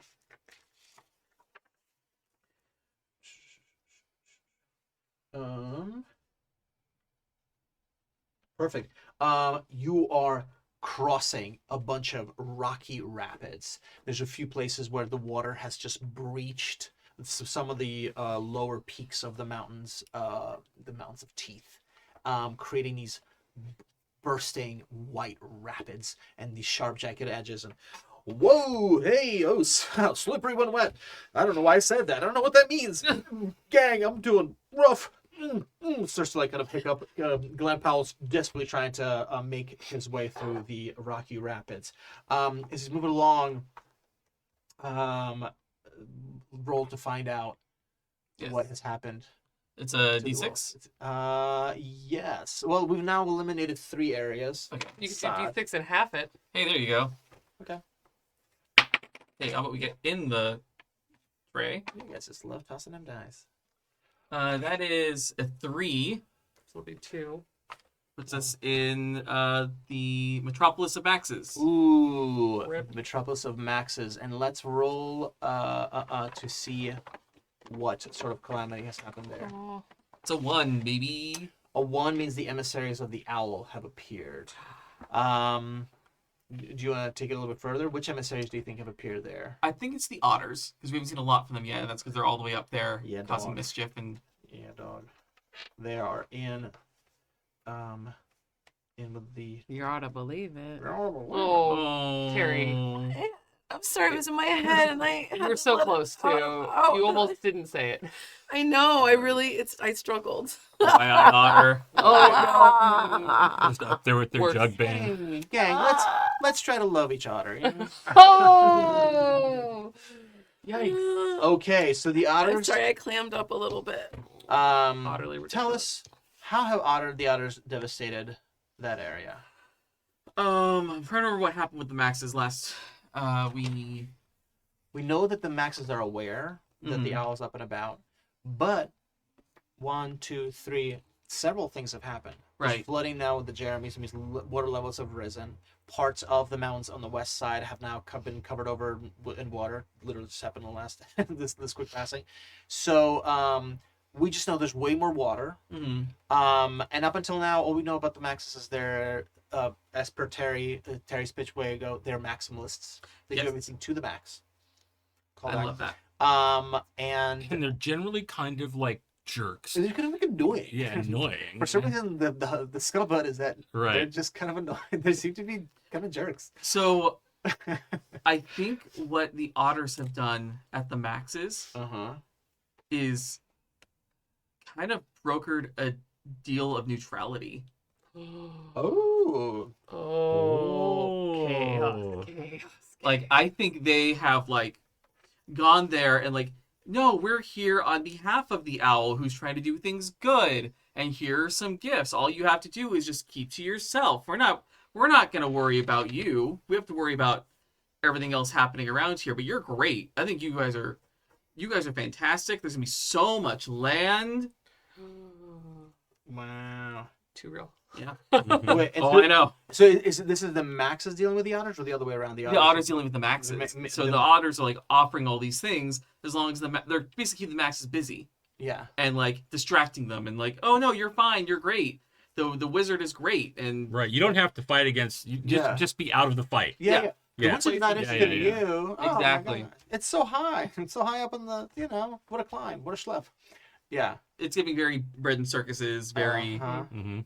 I love that. All right. As you're making your way through these rocky rapids, who's the NPC that we run into that shares this piece of information with you? I think so we haven't had anybody from up there yet. Hmm. And it could be someone we met before, or we can. You know who I think it is? I think it is. I don't know if we had a name for them, but one of the Bens that was dealing with the mushrooms Yeah. went to go on their own to try to like help the mother mushroom or whatever it was called, Mhm. Yeah. and like that adventure led them towards where the Maxes are, Oh, rad. Ooh. Okay. and then it's reporting back like, oh no, oh this is bad. They almost didn't let me leave. Oh, I love this. Okay, so let's say Ben folds 14. Sure. Ben folds 14.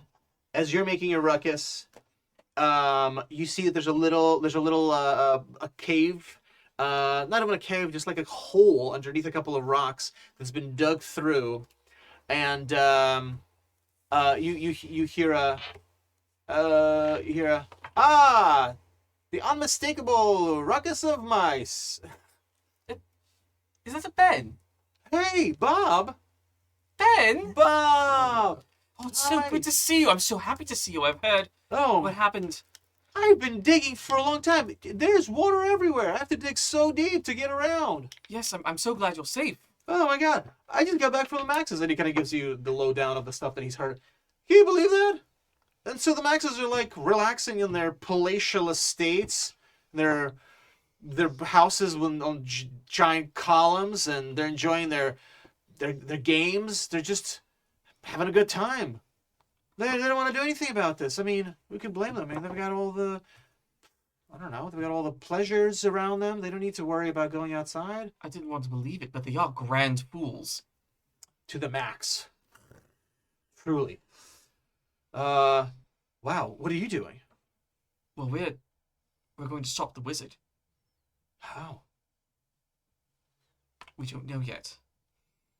We're going to see Jeremy Crawford. Oh, yes, of course. He knows many great things about wizards. Foremost And lives scholar by of the wizards. coast. Yes, of course I know. I've heard of Jeremy Crawford. Wow, that's really smart of you. What a good idea. Everyone. Yeah. Everyone. The harm we've done, everyone. Yeah.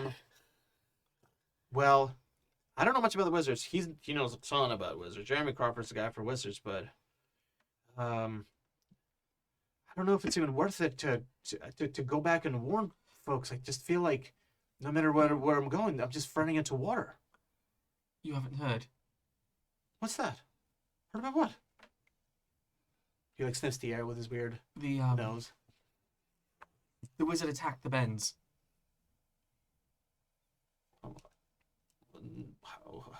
He sniffs the air. How attacked? How? Collapsed the tunnels. What? But they'll have to go topside. Exactly where the wizard wants them. Well. Oh no. If they go topside, they're gonna be completely useless. They're gonna be so blind and soft. Oh my god. Oh no. Oh, my poor snout. Oh, my poor snout. What do I This is do? why we have to stop the wizard. Oh, The wizard will not stop, so we cannot stop. he sees he's completely overwhelmed by the information. I don't know. How do we? There's got to be some kind of a way. We need to. How do we get the wizard away from there? Well, hopefully Jeremy has an idea. But our plan is to assault the wizard's tower, the wizard's castle. If anything will draw her back, it'll be that. And then we can end her. Okay, I have a crazy plan. Yes? Maybe this water. Well, maybe we could find a way for this water to go. Do you know that we have a lot of tunnels underground? That some of them we don't even know where they go. Yes. Yes. And I pull out my map of all the tunnels and like, And he like sniffs it with his nose. He goes, "Oh, yes. Oh, you know too." And he like very gingerly sniffs all the deep grooves in the tunnels. Yes, this is it. This is precisely it. I can get her attention if we get rid of this water. She clearly wants the water. and she sees that the water's going away, she's gonna forget about the moles. You can drain the water. No, I'd have to. Well, I'd have to collapse a tunnel and force the water to go wherever it is that I am. But if it saves the other bends, it might be worth it. It could be enough.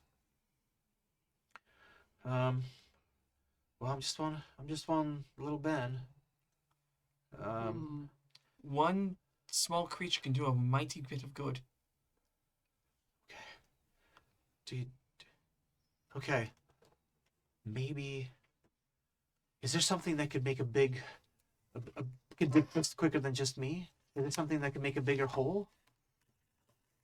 And I pat whatever part of Glenn I'm Yeah. sitting on. Yeah.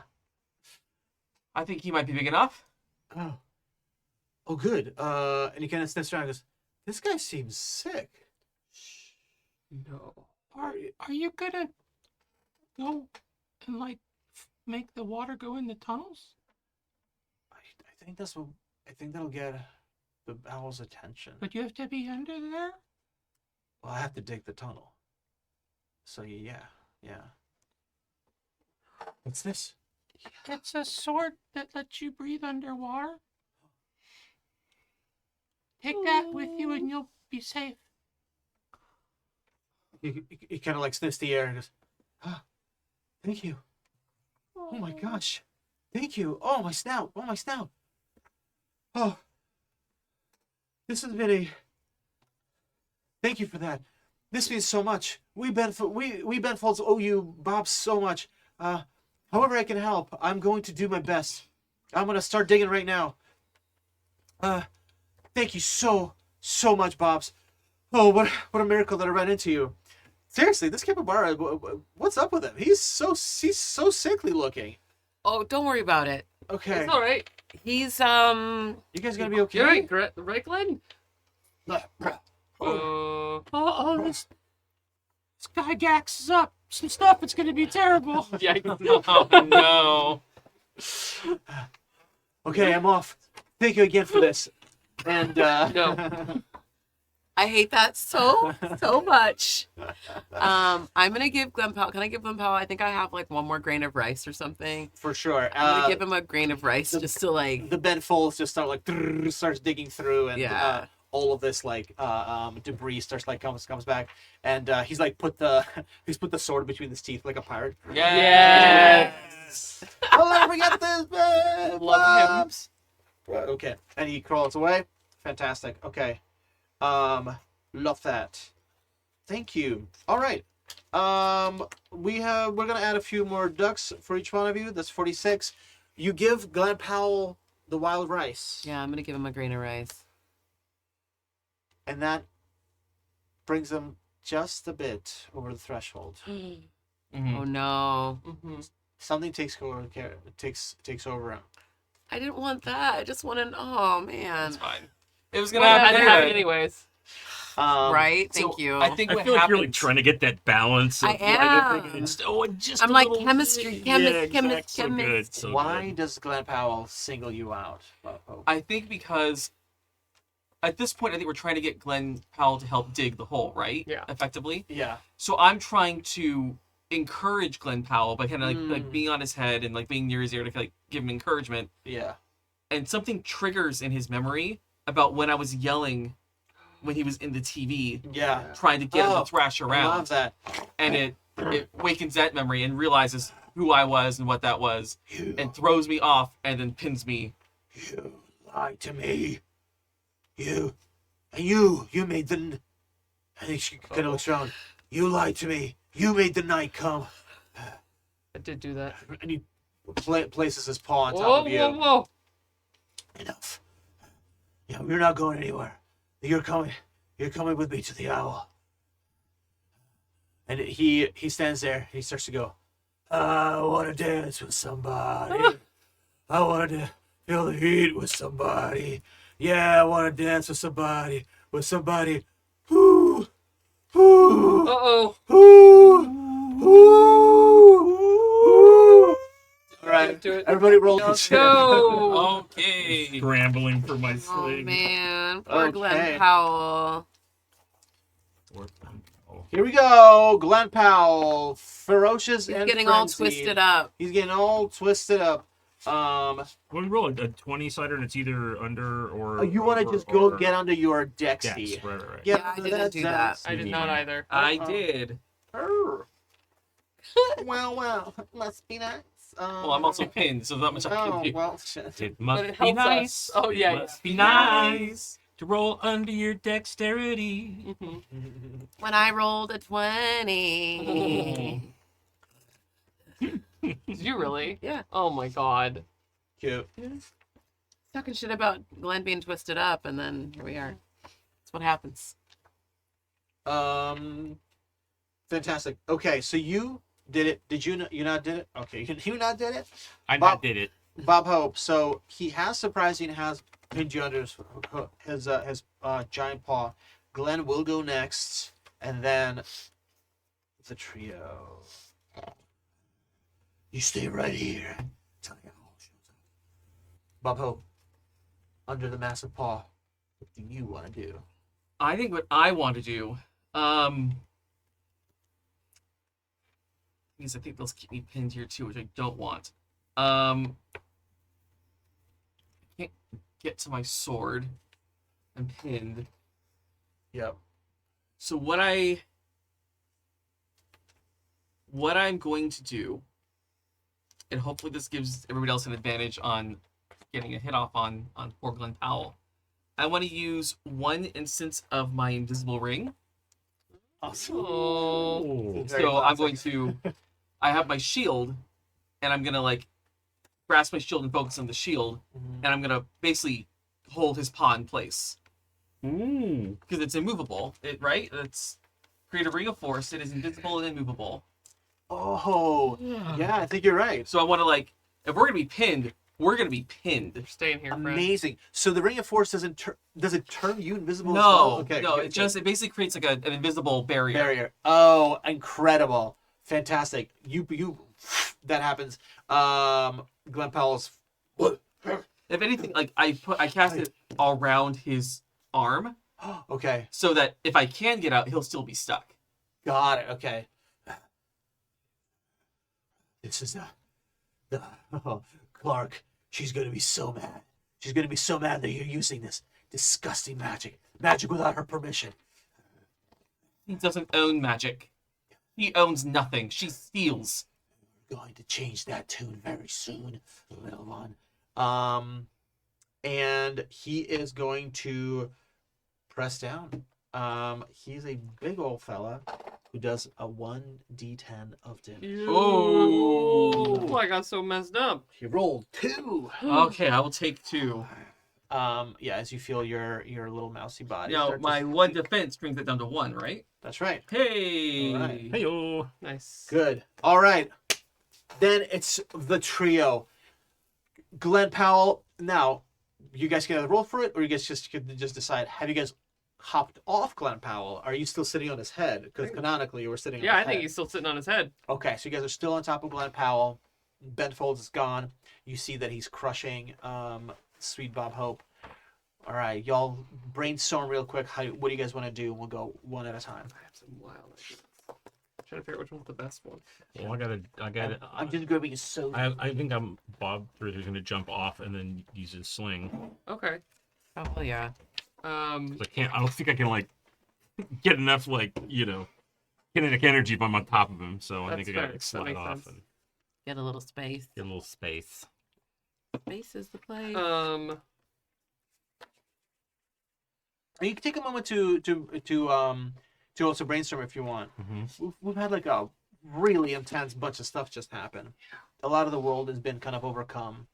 These are the big moments of this world and this story. These are the things that are going to be changed forever by this wizard seeking out these Steves.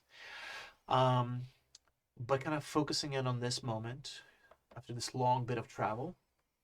You have a ton of ducks. Just saying. Yeah, no, thank goodness. Um, I We gotta absolutely thought about that. we gotta duck him up Duck him up real good. real good. yeah. I think. Oh, wait, one thing Duck when I you don't see think the I back. got across enough why I was also thinking of the ostriches right? Yeah. Because I thought otters for something. No, because the Yeah. ostriches are like kaiju, Yeah. They're right? yeah, To us, I mean, they're a male ostrich just like is between 6'9" and 9 feet Yeah, they're tall, and they weigh huge. like almost 300 pounds, Yeah. right? So it's just like, yeah, it's like literally kaiju city going through there, which is what I had in my head, and I realized I didn't get that across. Yeah. I was with you. Yeah. I was with I you. was with you. Yeah. Okay, like I was like, I don't know if I painted that picture very well. And then as everybody was describing their stuff, like going, oh yeah, that was the bad part about going first.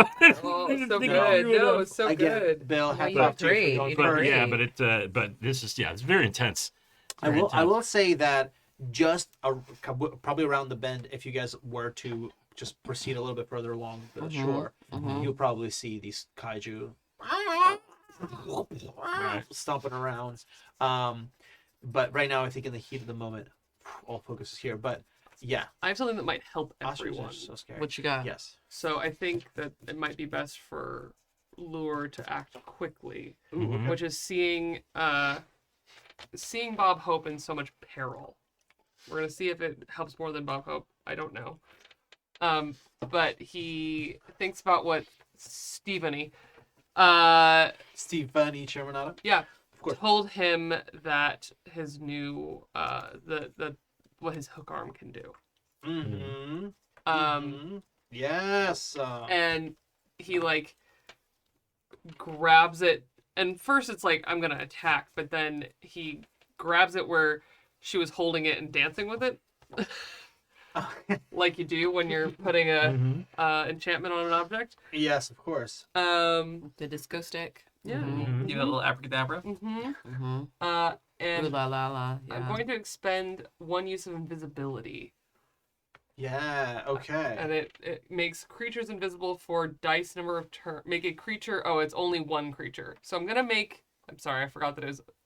The other one was number of creatures, so it won't help you, but it'll make it very strange for what's going on down there. Mm-hmm.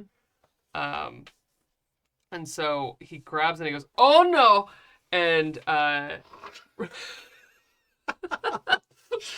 and bright dance lights just erupt out of this hook arm, and where there was a Bob Hope, as the lights dim, there is no longer.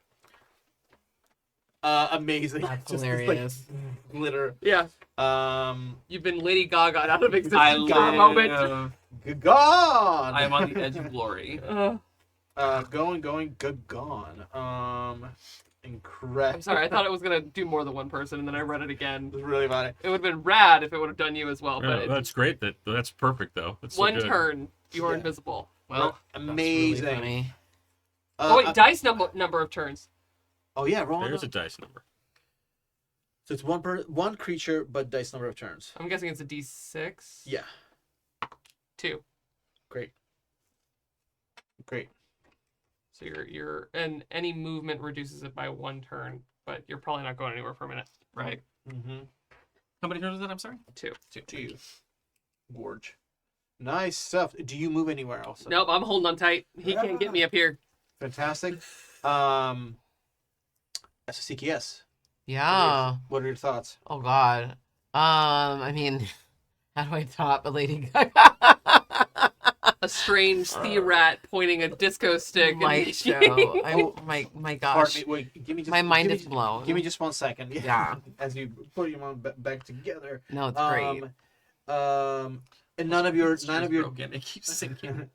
Oh. Oh, is that why you keep getting smaller? Oh no! I was just eating mushrooms. What makes you taller? What makes you smaller? It's Glenn Powell White shoving you rabbit. in to the ground. That's so Guess funny. that's about the Go same. ask Alex. My chair at feel home like is going. now, because I've had it for so long, I started doing that, and I'll be on a call with somebody, and it's just like just slowly. It's the just Trader happening. Sam's chair. Yeah, exactly. Okay, and so for this, you didn't roll any sixes, right? That's hilarious. No. No. No, right? Okay, great. Do I have to roll Oh, I on top should've- of that? Yeah, it's just that you need to roll. Let's see. So invisibility creates dice a number of 6 last dice turns. Okay, yeah. Oh, gotcha. Okay. Yeah. It actually creates an invisible ring. No, right? that's invisible ring. Oh, what am I looking at? There's 15 invisibility. Number invisibility. Okay, great. And you didn't roll. Nope, I rolled 2. Great, then Yeah. you're all good. Invisible ring is what I That's used. what you would use. Duh. Okay. So I could roll that. But did you roll any 6s? I didn't roll anything. I forgot I had to roll. Yeah. So So it creates a... Jesus. In the tray. Ooh, there's a 6. okay. So 6 times 6, a 36-inch ring of force. That's 3 feet. I think you could bind more than just this guy's arm. Great. You'd Let's probably get him like by the... bind the whole head. Yeah, let's go by the whole the head. whole front of him. Okay, great. Nice. Love that. Oh, I did roll a 6, so I have to do something because of that, right? Yeah, and Oh, and it lasts for a certain amount of certain turns. amount of turns. So let's roll that. 2. Okay, so you can choose that you can have it go 2 times 6, 12 inches, so 2 feet, Which is where good. and that lasts for 6 turns. Let's do versus- that. Okay, great. So let's have that last for 6 turns, and I think that'll still be enough to get his like arm for sure. you know. Perfect. Great. So Glenn is gonna be caught up in that junk. Then do Yeah. I make a will? In which case, I'm just going to re-roll the damage because he's going to be. He Oh, can't right. really move, so I'm gonna roll a d4 because he's a disadvantage. It's still a 2. All right, just trying to be great. Oh, gun. Love that. Okay, so you So need resilient. to roll. So whenever 1 or more 6s are rolled when casting a spell, the caster takes d6 damage to will for each 6 rolled. So you will need to roll a d6. 4. Ooh, that was not rough. Okay. Okay. Yeah, you have really high will. You're fine. You're fine. Cute. Okay. Yes. Yes. Fast forward. Stop. Yeah. What do you want to Okay, do? so I remembered I got some grease. It's one of my random things Sure that I did. got along the way Sure here. And so I can make the area slippery and flammable near where he's at. I don't want to set him on fire, but I do want to make sure when he is able to move, because right now he is stuck, right? Uh-huh. That I want him to not get very far when he does. Right. Where he does, he's got a full cartoon. But every time it comes to me, it's a cartoon. I don't know. And That's also, just, I guess, my energy for this voyage. we love it. I guess Um, life. And it's not all of them that's being held in place, right? So his feet can be kicking out, all this stuff. So Correct. yeah. So even if he tries to, like, if it's back feet or whatever, like, I got grease fat on the back fat. He can't be moving, right? So, So you're gonna cast grease? yeah, I'm gonna cast grease. Okay, amazing. They Because must make a deck save or fall prone. ooh, creatures oh, in the this is area. great. Ouch. You guys. So I'm gonna need him to make a dex. All right. His dex. It's like the Flintstones. Yeah, that's all I'm imagining. Yeah, exactly that. Ooh, okay. His dex is okay. It's an 11. Some Wile E. Coyote than mine. business. What's that? Would you do me the honors of rolling that d20? Yeah. You want to roll high? I know. Come on. Let's go, Do let's like go. you did Do that before. 20. Where's that Do 20 like now? you did before. I know. Now it's gonna be something stupid. No. Do No, whatever you hear need it. to You do. hear it. Yeah. It's okay, baby. It did Oh, hear it. It did hear We've it. got ducks. I'm gonna use a duck. Yeah, you should. You got a ton. I'm gonna switch. There we go. They're going deep. They're going deep into the dice. Bring the dice box. Who's been a bad boy? Okay. Do we need more? Who's gonna be a good? There we are. That's a 12. Yeah. That's great. That's yeah. good, yeah. His dex is 11, so he's just over. Yeah. Okay, so we got a tremendous description of the invisible ring, the invisibility. What does it look like when you cast grease all over Glen Powell? Oh my You are God. covering Glen Powell. in Well, grease. you know, What's that Glenn like is to cover already Glen a very Powell in grease? good-looking capybara, if I may say so myself. Even strung out, he's still pretty handsome. Yeah, he's Don't still, get it twisted. he's still serving. Still the one we want. It's just he looks like he could use a little shower or something, looks like he could use some degreasing, maybe some Dawn soap. I don't know, some proper yeah. cleaning. But he's not. It looks like he's sweaty. It's Yeah. not sweat though, y'all. It is absolutely droplets of grease, Oh. little drops of Jupiter. God. Oh. Just sad. And it's just gonna saturate. Yeah, It's just like hanging on. oh, like little- and him his fur. It's so gross. So sorry, Glenn Powell. So Nasty sorry to Glenn make you a Powell. greasy little. Okay, Glenn Powell very much does the Flinto's wipeout. Yeah. Feet tripping over the grease. Part of his body is like near the water, but the grease is like covered in paws. It's slick all on the water. He flops. Y'all are holding on to him as he falls down. Actually, everybody give me a dexterity saving throw just to make sure y'all do hold on. Yep. Yes. Nice. I Yeah. I mean, I wasn't going anywhere anyway, but yeah. I did Yeah. 4. Ha! Hey. Yeah, we all did it. Woo! Incredible. Good job, team. Ooh, he falls into rapids with a big splash. I just I'm can't. sorry, Glenn Powell. I love you. I'm so sorry, though. And as he wipes off for a second, he goes, I told you to put me out when you had the chance.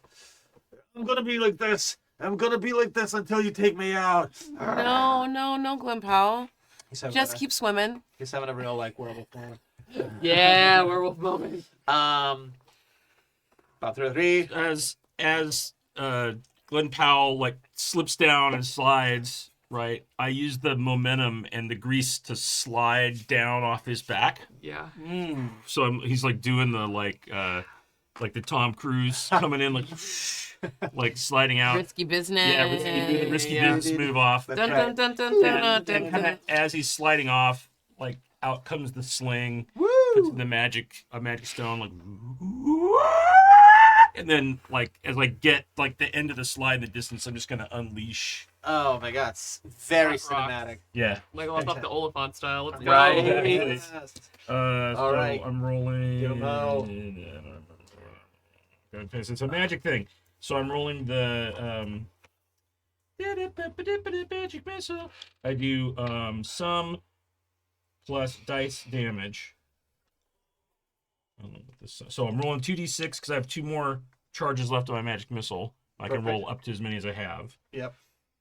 Oh wait, and I think we ruled it that you had recharged it. No, I you have haven't. one of them's not recharged. okay. The other one I've used one of the 3. We haven't gotten to a point where I can recharge them. Well, luckily Yeah, you're in the mountains but- of teeth. There's Yes, plenty yeah, of plenty of places places. to Yeah. drop high shit to After drop it this. on. Oh, Okay, great. So I'm just P, rolling P, P, P. 2d6 if I remember how to do this. Mm. Deal sum. What's sum? the sum of what? Oh, the Oh, sum. the total. So when you spend dice, you roll that die. Right. So if you're spending more than 1 pip, Oh, so I'm spending 2 pips, so I'm rolling 2d6. Oh, plus dice damage. So then I add 2 to it because I'm rolling 2 dice. Exactly. Yeah. Right, that's the plus. Okay, I got it. Hey, no 6s. That's great. So I do 6 plus 2, 8 Nice. Oh my points goodness. of Wow. Okay. missile damage. Wow. Okay. Well, so And I don't burn any of them. fantastic. Well, poor little Glenn Powell had just only recuperated a little bit. Oh, buddy. So how much damage is it altogether? 8. 8. Okay. His thick hide gives him 2 armor. Believe it or not. He's a thick boy. Oh my god, how hot. I Is that a even usage? more. But that's a usage of the spell, right? It is a usage of the spell Right, for so I sure. can do that one more So- time. That's Exactly. it. So however many pips you rolled, Right. that Oh, that uses them. Okay, so that that was uses it. them. That's it. Then, yeah. And that's the last of Gorgeous, the, but of that's that. it's really well done. It blasts through his thick hide. He was only up at like 2 hit points. He's got 2 armor protection, 2 hit protection. That takes it down to 4. That pulls down his strength, his buffness down to 10, from 14 to 10. He's gonna need to do a critical save. We're rolling d20 here. We have to roll a 10 or less. We roll a 3, but he's now he's now out of hit protection. His eyes reset again to normal.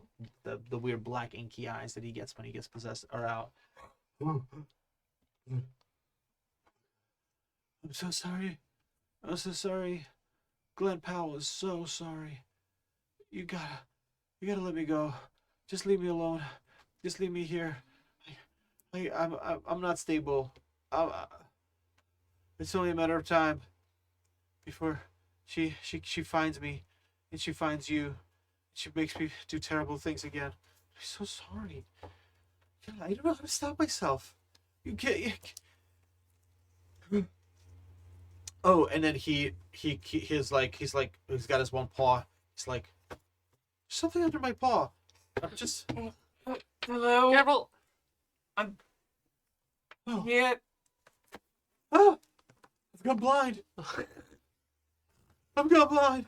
On the top of I've Glenn. gone blind. Oh, sorry about that. On the top of Glenn Powell's head, it just feels like mouse paws just kind of like tapping his head. It's all right. It's all right. Please, just let me. I don't. I We're don't gonna know. send you on your way in just a minute. You're right down there. I think so. I'm not terribly hurt. Good. It was very close. Good, quick thinking. Quick thinking, 303. And Bobby SOCKS. Yeah. And Bob and Lore. Thank you. I was afraid that we wouldn't get to the wizard. Of course we're gonna get to the wizard and we're gonna get home. Yeah. Yeah. Yes. The terrible wizard with claws. We're gonna get there and beat the wizard. We're Yeah. gonna do it. Don't Wizard you- with claws. You don't need to look so diminished. Yeah. Glenn Powell's breathing in a really raspy breath, and then as you guys are sort of settling down, you hear the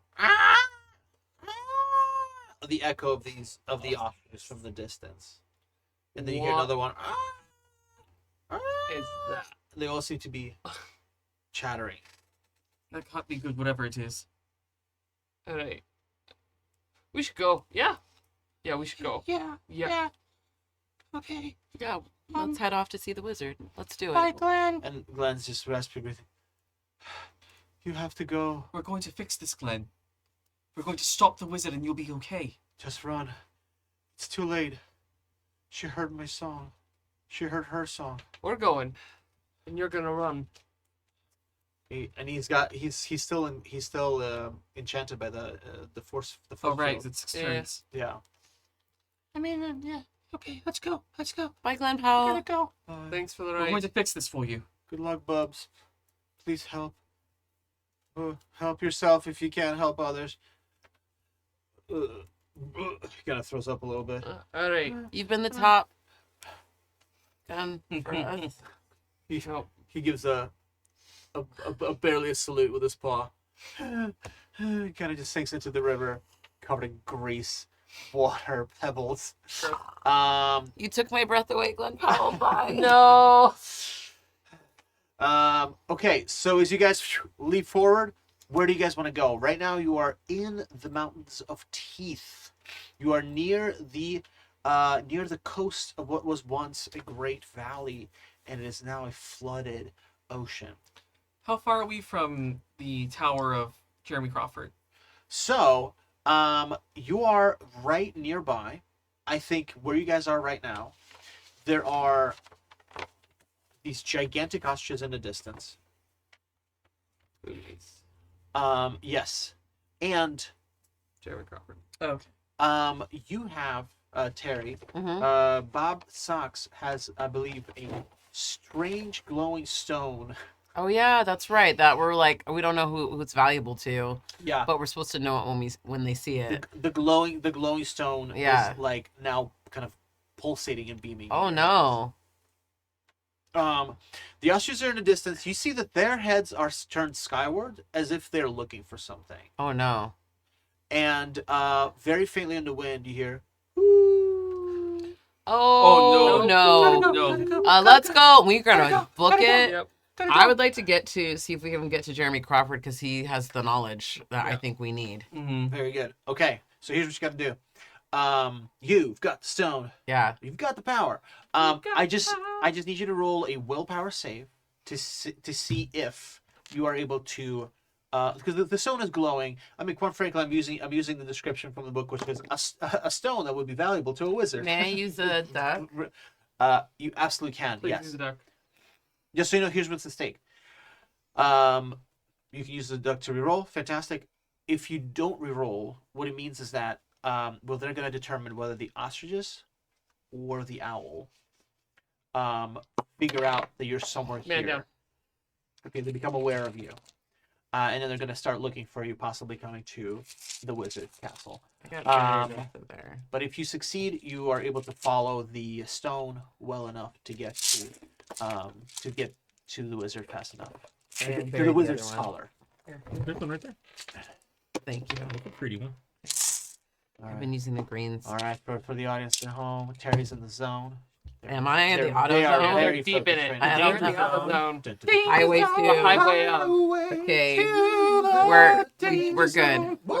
Woo! Deck well Yes. set. Nice move, Goose. Fantastic. Oh, God. Great. The stone, it glows in your hands. It starts to take you through. Is that cold as the Iceman? Yeah, it is. Sure. Yeah. It's even colder.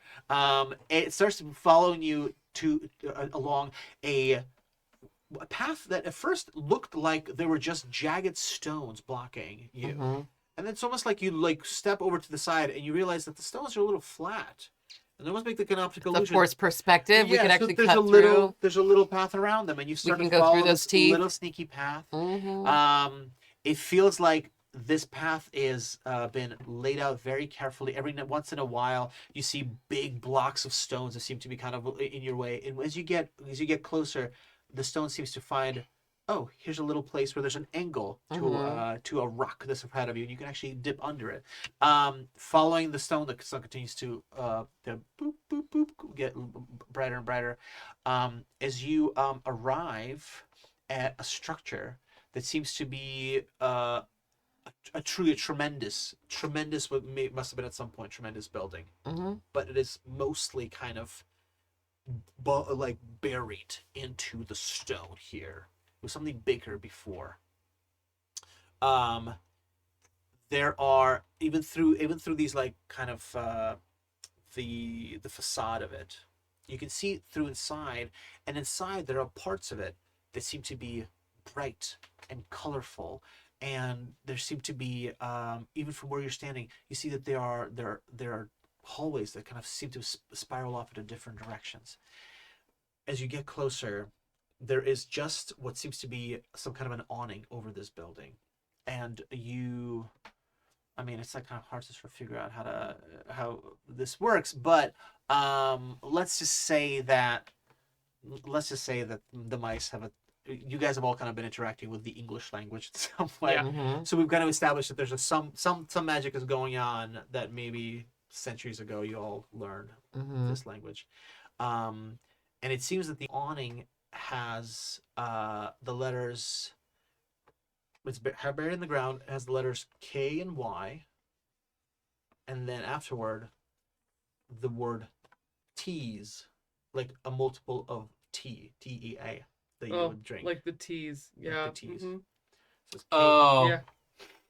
I know where we are. It's kinda- and as you look through the facade, there seem to be, again, colorful things. There seem to be even like lights in places you can't quite see. A lot of it seems to be covered over in dust, but yet somehow inside, a lot of things have maintained like kind of was a miraculous glossy precious intactness to them. Somehow buffeted by the centuries, there's some magic emanating from this strange structure that has been protected by the wear and tear of time. I love this.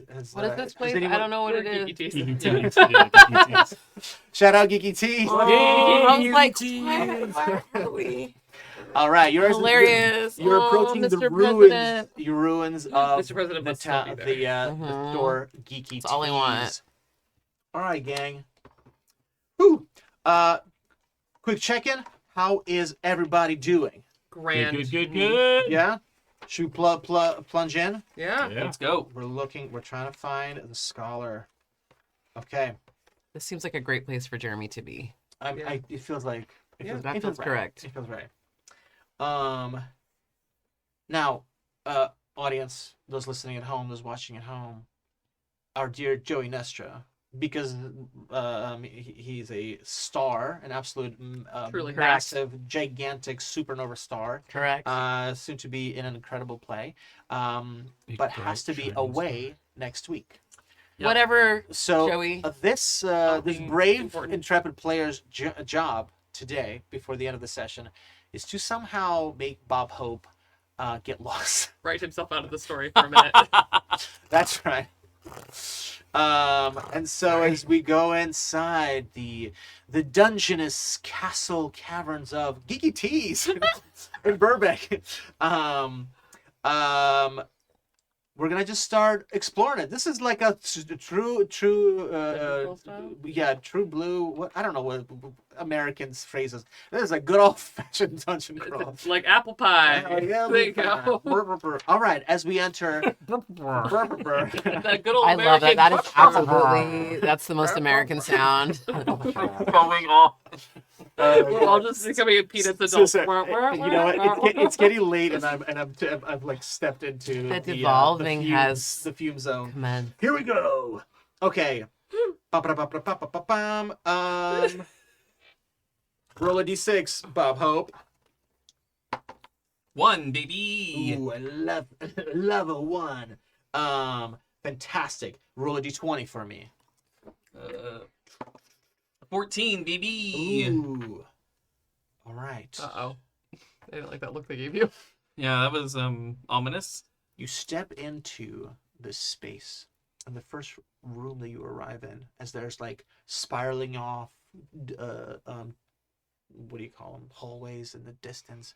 There are overlaying strange. It seems like the floors and the ceilings of this place have collapsed on each other, and probably if you were looking at it, it's probably like the shelves have kind of been turned over, creating these multiple levels. You step into a place, and on the ground there's a scattering of animal teeth. Do I know how big of teeth? Well, roll me a d6. Oh no. Uh-oh. Ooh, that one wants to escape. 3. Ooh, 3. Okay, fantastic. Shark. Megalodon. I love that. So 3, and now roll a d6. This is d6. I love tables. 5. Yeah, I love a tables, table. baby. 5. All right, as you step into this room, you hear a chittering, and you see that from one of these overhanging shelves, a couple more teeth fall down. And as you look up, there are these group of magical creatures, because they look a little bit like what you're familiar with, but they're not quite right, because they've been transformed a bit by the power of this place. They should be rats, but they're actually rat goblins. Oh my So the god. size of rats, they're hairless like goblins. They're Oh, the old. hairless rats are so They have cute. they have long rat-like noses and curvy tails, but they have full 5 fingers, strange sort of bulbous bodies. I'm in love with them. There's 5 of them up top, and they're kind of slap fighting each other, fighting over a 6th rat goblin that they are currently eating, and it's the teeth of that rat goblin Oh. that are falling down on the ground. They're not aware of you yet. They actually seem to be just preoccupied with eating this other rat goblin. What do you guys want to do? I, for one, don't want to disturb their dinner because I don't think they want dessert. I want to get out of there. Does not feel appealing? Okay, great. Fight or gotta flight. get The out fight of this is place. in my body. I don't want to fight with these things, but it sounds So, like we're gonna have to. I think like half instinctively 303 reaches in his pouch, and he feels that his like special stones are cold, right? And he's like, oh. And then flight kicks in, and he's like, and he's just trying to like edge his way quietly around. Lure, what's on your mind? Lure grabs Gertrude 2 off of his back and is just gonna try and like cover them among all the rubble and everything to just like hide them. Don't mind me. Just Don't mind this floating. moving box. Nothing to see here. Nothing to see, folks. What about Not solid snake. Metal, just giving Metal Gear. Yep. Yeah. Everything about Bob and Lure says solid snake. Yeah. The Yeah. one eye. Solid, at least. He sure is solid. What about Bob Hope? Yeah, Bob Hope definitely wants to get Get outta here. PT of the FO. Okay. So I think Bob Hope's plan is kind of like if they're up on like a precipice or whatever, Yes. try to get up against that precipice. So like if they look out, they won't be able to see down. Yeah, exactly. There's like the perfect, exactly. Yeah. So it's like a Noctober ledge, and they are kind of just sitting on top of it, and all the teeth seem to be kind of, and other. This seems to be kind of their discard area. There's just foulness down on the floor from multiple feasts, as you can imagine. Use your imagination. Great. Roll a d6 for me real quick, Bob. Oh, no. As you discover this area. That's a 1. Beautiful. We wanted that because you spy a bit of possible treasure. Oh. Now, here's the catch. The treasure. Let's see. The treasure, it should be something nice. Yeah, right. Rat teeth. Rat teeth. Work in disguise. Mouse, rat, mouse, rat. Oh my god, I would pay money for that. Cool. Roll a d6. I think these are fun. I love it. Yeah. It's a 2. No, I'm sorry, it's a 6. A So 6. roll those. This is a rad one. Okay. Okay. I'll have you create it. Oh. It is a straight up working human device. Something that survived the whatever the apocalypse was. In Geeky Tees. And it's at Geeky Tees. So the trick is this. Y'all can completely leave this room, no problem. But if you want to grab that thing, you'll just need to do a dexterity saving throw. The rest of you could probably sneak out, no problem. But Bobby, since you discovered this room, Right. Mr. Hope, what would you like to do? First of all, what do you think this device is? I'm gonna totally let you. I mean, my first instinct, and if y'all come up with something better, I'm totally fine with changing it. My first instinct literally was can opener. Oh, that's like all powerful right there. Very cool. Nice. Okay. Go with your first instinct. That rocks. Takes 3 mice to operate it, but We could do it. Yeah, Tag I love that. team. I love that. I'm gonna just sort of decree that canonically, like it sort of works as like Jaws of Life. It'll just kind of cut through. yeah. Yes. Love. Okay, so are we going for it? Yeah. That's up to Okay. Joe. Yes, absolutely going for it. I've got a decent dex. He's dead, knocking on wood. Oh my god, I'm so scared, but go for it. You can spend multi ducks and just succeed. Or you That's can right. roll it. You've got a pretty good dex. I like Okay. the odds. All right. Yeah. Say that. It's meat to beat. Me to beat. 13 on my 13. That's it. Yes. Fantastic. Woo. Oh my god, Um, incredible. You grab this can opener. I think that's correct. It takes all the mice separated. Yeah. But I think you'd be able to. Do you have room in your thing? I have 2 Hello. spots of. That is it. That's gonna fill that up. Okay. Let's Room in your thing.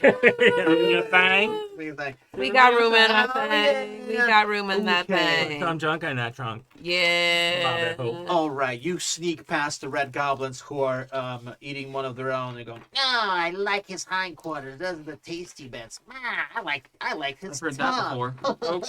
before. They're really freaky. I love them. Ooh, I like to suck the bile out of his guts. Oh, I don't like that's- that. That's gotten weird. Ooh, that's got weird. That's gone weird. That part. That That's one's too weird. far. Does anybody have a scissors? Yeah. Yeah. Well, good. You're out of big that one. room. We have big voices. Yeah. Okay. Bob and Lore, Hello. you're up next All right. to determine our fate. Give us a d6 per favor.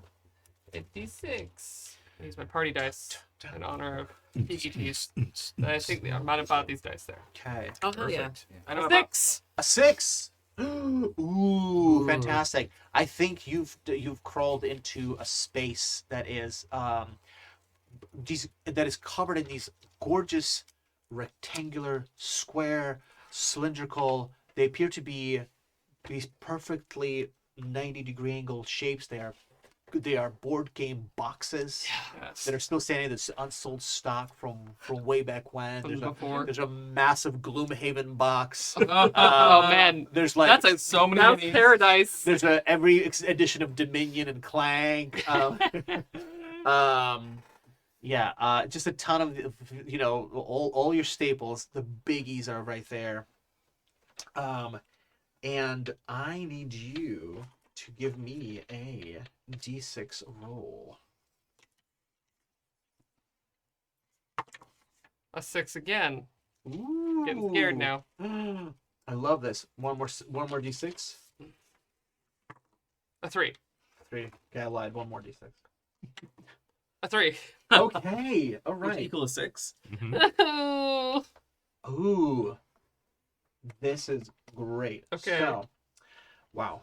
So, as you step into this, what truly seems like, I mean, it's a treasure hoard to anybody in this room. Oh, yeah. It's just so many cool board games. There is, oh God, somebody help me out. Not like Gloomhaven, but a board game that's got way too many little parts, and then you like. Twilight Imperium. Yeah, oh yeah, and it also weighs like 800 pounds. Gloomhaven's pretty Fantastic. fucking heavy. Yeah. Oh yeah. What's that heavy? I only know that because I'm playing Twilight Imperium probably on Saturday, so it's on my mind. Fantastic. My Gloomhaven takes up so much room in my house. This box of Twilight Imperium has been opened, and all of the pieces have been arranged in such a way as to work as a kind of a trap. Something is being kept inside Twilight. Wait. If that's it, why isn't it just a copy of the game Mousetrap? That seems Oh, that's like so that's what funny. it should be. Yeah, you're right. Yeah, Because it it's seems not like- 1984. Well, but it's like in the retro kids Yeah, yeah, section, yeah. right? Right, You know? right. I Also dig a it. great game. You're right. Yeah. I dig it. Let's retcon it. It is Mousetrap. Terrifying fucking game for us. Yeah. Using What's that big basket for? using ribbons for gift wrapping. There are bones of other rat goblins that have been kind of attached Nice. to the sides of it. Cool. And also the ribbons themselves have bits of like the ribs of a rib cage, and you see that they interlock to create a trap, and that currently the mouse trap is open. Whatever's inside of it is not in the room. It's been taken out, but you see that there's like fresh pee all over it. There's some food nearby. Somewhere in the distance, you hear. Whatever was here is gone for a few moments. Somebody who's very brave, roll a d6. Thank you. Our hero. That's a 5. 5, 3. I'm sorry, a 3. 3. I love these dice. They're a little hard to read. 3. Fantastic. Whatever was here is going to be back in 3 moments real time. But you also spy a pretty significant piece of treasure. Roll. Let's go. Let's do this. Okay, great. Yeah. Move your mice. Don't get caught. Okay. Oh, amazing. Okay. Roll a d6. 5. Perfect. You see, outfitted on what looks like a little mannequin that's made out of red goblin skeletons, the bones. Yeah. Is a suit of armor. It's big enough to fit a red goblin, and I think it would be able to fit a hardy mouse. I think Bob and Laura sees this and it's been like, looking at how beautiful Bob Hope's armor is. I don't think the rest of us have armor. I have light armor. Oh, you have light I armor? have like a lab coat. Yeah. They're like a dirty, He's filthy lab He's coat. Donald Ducking it through the wilds, y'all. And I've got like a spore. Like, Yeah. I mean, I'm not. He's just, I look rough. yeah, Get that 6'4" mask though. that's rad. Yeah. And he looks at it and looks at everyone else and just starts to like walk and then stops and turns to 303 and hold this for a minute and hands off Gertrude. Okay. Be right back. Fantastic. So I'm gonna my phone is dead, but I'm gonna set a timer. It's 9:18 right now. At 9:21, something's gonna arrive in this room. So you go grab the armor. Yeah. What does everybody else do? Keep an eye out. Perfect. Okay, so you keep yourself kind of in a position. Yeah. Yeah. Get in the shadows. Like We're like probably back to back in the shadow, I imagine, because Yeah, I yeah. love being in the shadows most of this game. The So I'm trade- scared. The trade-off of not just grabbing the armor and going is that Yeah. you guys will be able to roll like 2 more times. Basically, for each minute that you stay here, you'll be able to roll another time to find some treasure. oh, nice. Sweet. That rocks. Yeah. Sweet, So sweet. does that work? Yeah. Yeah. Sure. Okay, so how many minutes do you guys want to stay? Because then we don't have to do real time. I'll just say. 3 and run. You want to do both full 3? Yeah. Yeah, I think for everybody else, like I am burdened under the actual weight of responsibility of holding Gertrude too. Plus, I really probably can't move very far with her. So, like, I'm not looking for anything, but I'm just like holding it and ready to hopefully hand it back. Okay. Yeah, for sure. All right. It's more to like, you can't come with me in here. Right? Yeah. Okay. So in that case, you're holding on to Gertrude, and you're Yeah. like, I'm not gonna look for anything. You already spend a minute looking for this armor. We have 3 Yeah. 2 more minutes to burn. I'm gonna look for Do you some want shit. something? Yeah. Do you want to keep a lookout, or do you want to look for something? 'Cause I'm I gonna think keep a lookout because I am full up on inventory. amazing. But I can put Gertrude next to you, and you can Beautiful. look as well. You If you leap want. around. No. Also, and this is heavy armor. Yeah. So it'll take up 2 slots. It'll be it'll constitute as 1 suit of body armor. Uh-huh. And you get to design with what it's made out of that you can find in Geeky Tees. Hell yes. Adorable. You're looking for some good stuff. Okay. You want the good shit? Yeah, I want some good shit. I'm rolling, was it 20? What Um, am I rolling? can you roll me a d6? I think he gets there, and he's not holding Gertrude, but I'm leaving it in my inventory because he's like, I want this armor. And you just see him like, for the 30th time in this campaign, just throw a torch. Unlit. Unlit. We're good. He's not doing arson today. Good. And then looks back to 303 and like is football cradling the water lily. Mm-hmm. You have room for this? Okay. All right. Yes. Yeah. All right. And is gonna give 303 back now the extra blessed water lily, Okay. Ooh, and that is enough room in my inventory for the armor. love that. So you're not just wearing it. I'm gonna wear it, but I was carrying stuff with my hands. You get the armor. Oh, okay, you get the water lily. You're keeping a lookout. All right, Terry. Yeah. Roll a d6 from Long. I got a 4. You got a 4. Ooh. Okay, roll me another d6, please. Mm-hmm. I'll just think about all the things. A 1. Oh, okay. This is really great. Uh-oh. A bundle, you see what I think is perfect for you.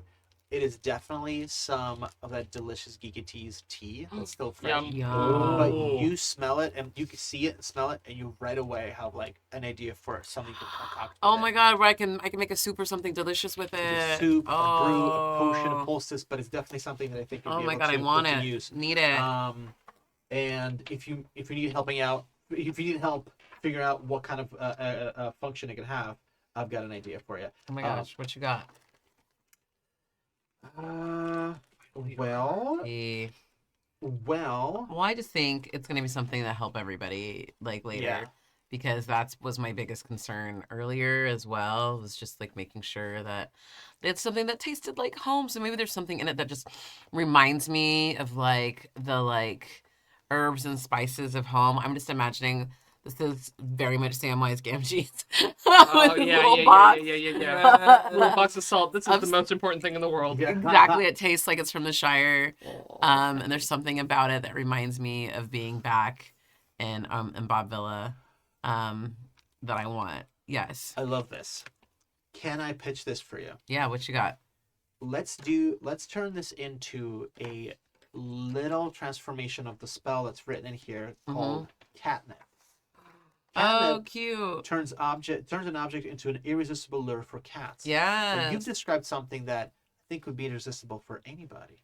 The hope and the promise and just the sensation of feeling cozy and being at home. Mm-hmm. So maybe you've kind of created you could create some kind of a potion, a poultice, a tea, whatever you want it to be, but it has the same kind of idea, except it's catnip for anybody. Yes. It's every nip.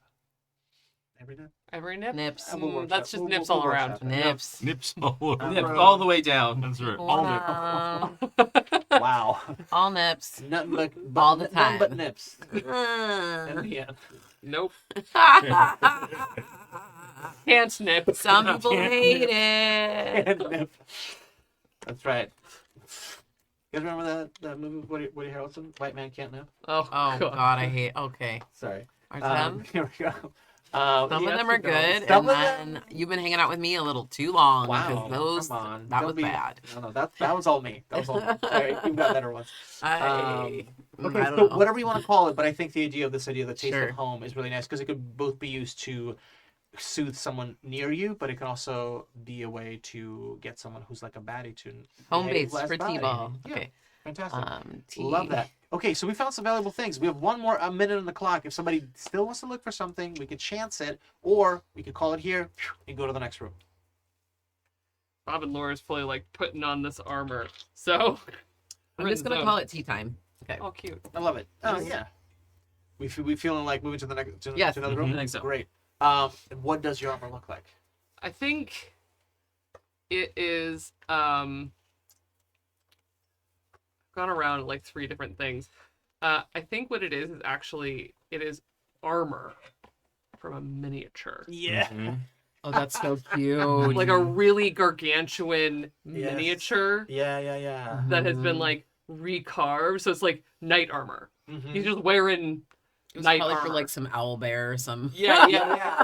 totally. Oh, I love that. Maybe it's like one of those what do you call them? Like when you like crash kit something where you like just take parts apart. Oh, you can- kit bash? Yeah, Yeah, yeah, kit yeah. bash. It's like a kit yeah. bash kit or something. Oh, Yeah, and it's like sick.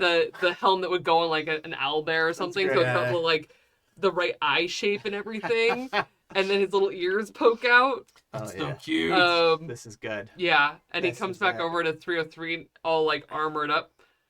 I'll take Gertrude, please. Okay. Thank wow. you. See? Shiny. He puts her on his back, and now he looks like a knight wearing a shield on his back, but it's a boat. Wow. And he Cutest thing I've ever descended. seen. Oof.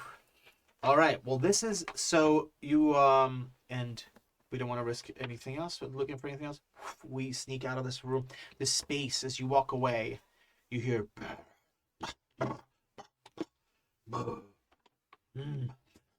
You hear somebody sniffing, and then you see that group of red goblins that you saw earlier, and there's 4 of them now.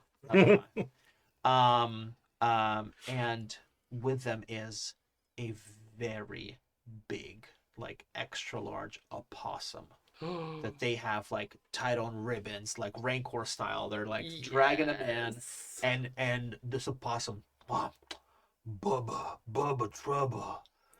Trouble likes a goblin, and you see that he's eating a goblin, and it's like subdued by eating this goblin.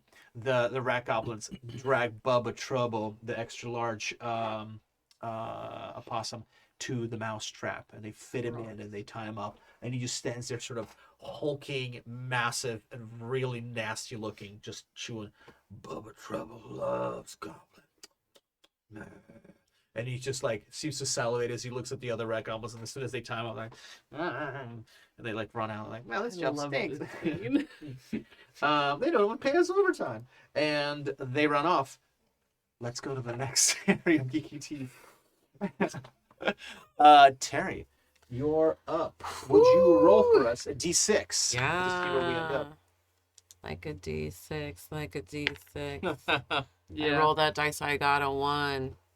You got a Hey, 1. hey. Ooh, okay, great. Fantastic. All right, so we're kind of past the board game section. I think we've moved on to like the area where they have some of like the easy gifts, you know, like a kind of maybe it's like the gift cards, but it's also like greeting cards that have Pins. like, you know, like it's like Han Solo or something. It's like, you know, It's where the I- canter candles live. That's right. That yeah. So a lot of like kind of like the gift shop area of it. It's like a cozy little spot. A bunch of like greeting cards and stuff have been kind of tossed over. Roll me a d6. 4.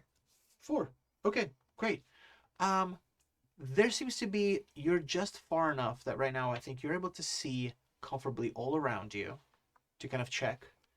this might be just a fine place for you guys to take a second to like literally catch a break. Mm-hmm. So if you want to do a real quick like a short rest here, you can. You would gonna There's a box of For the Queen that's like you guys are fallen like, over, but yeah. it's like perfect little size for me to like scoot Do you- scoot open. The new one with the Mhm. magnet side. Mhm. Yeah, You yeah, kinda yeah. like you scoot guys- on You in. guys take a quick 10 minutes. Yeah, to play for and there's the like a few little boxes. I think we're gonna rest, but yeah. Okay, good. So you guys are in a kind of an environment where a lot of things are alive. So the way this works is you're kind of dungeon crawling. This is the third space you're in, and so right now I'm going to roll to see if there's an encounter that happens, but it's going to happen after this room. So this room is just a place where you can actually like relax. I think you took some damage. Right? I took 1 HP of damage, and I took 4 will damage, and I still have 1 strength damage. Okay, got it. And I'm holding on to some strength damage too. Yeah. We're having a good time here. Rest and heal. Short rest takes a turn. A swig of water in a few minutes restore D6 plus 1 of HP. And so you say you're just down 1 HP? Yeah, I'm only just down 1. Let's bring that back up. Great. Cool. So you get that back. I think for the rest it's going to take a little more. Yeah. Yeah. And everybody else is chill? Mm-hmm. Okay. Amazing. Cool. And to add just like a little sauce to it, I think Bobby Socks, you've kind of mapped out this room, and you think you were able to kind of figure out you'd be able to get back to this room, this sort of like place to like relax and get some respite, if necessary, later on. Sounds good. Perfect. All right. Let's see if an encounter happens. Are you literally out of room now, Bob and Laura? Oh yeah. Okay. Fascinating. Gertrude's big, and I have that gem pendant. Oh, right. Yeah. I could get rid of rations and eat magic rice, and I would still be okay though. If I had to. Mm-hmm. Okay. Cool. Great. So far as you can tell, everything is nice and quiet. Okay. Cool. Ominous. On to the next room. All right. Let's roll a d6. Let's go. 3. Yeah, 3. I got a 6. Ooh. Okay. So, we moved on to the big game area in Geeky This is where all the tables are. So these tables have been knocked over, and they have been really systematically placed in different positions. It seems to be you've stumbled upon the lair. Someone's camped out here. As you walk in, you have a great sense of this being a private area for someone. There's the trappings of the games you can rent that are still kind of up on the shelves. There's the all around you on the floor. There have been lots of dice scattered. And you hear these tables that are sort of been piled up on each other, kind of creating different levels. You hear something scampering along, moving, kind of clacking along the tables. But since the tables have been stacked one on top of the other, you can't quite see up there. But right now you're down below amongst the dice, some loose scattered board games. What do you guys want to do?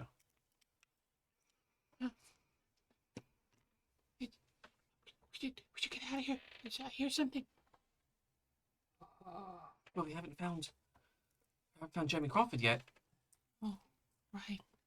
And this stone Well, keeps maybe- glowing. I think that we're Maybe- nearby. Maybe Jeremy Crawford's in here. Yeah, maybe that's Jeremy Crawford. All right. Should we?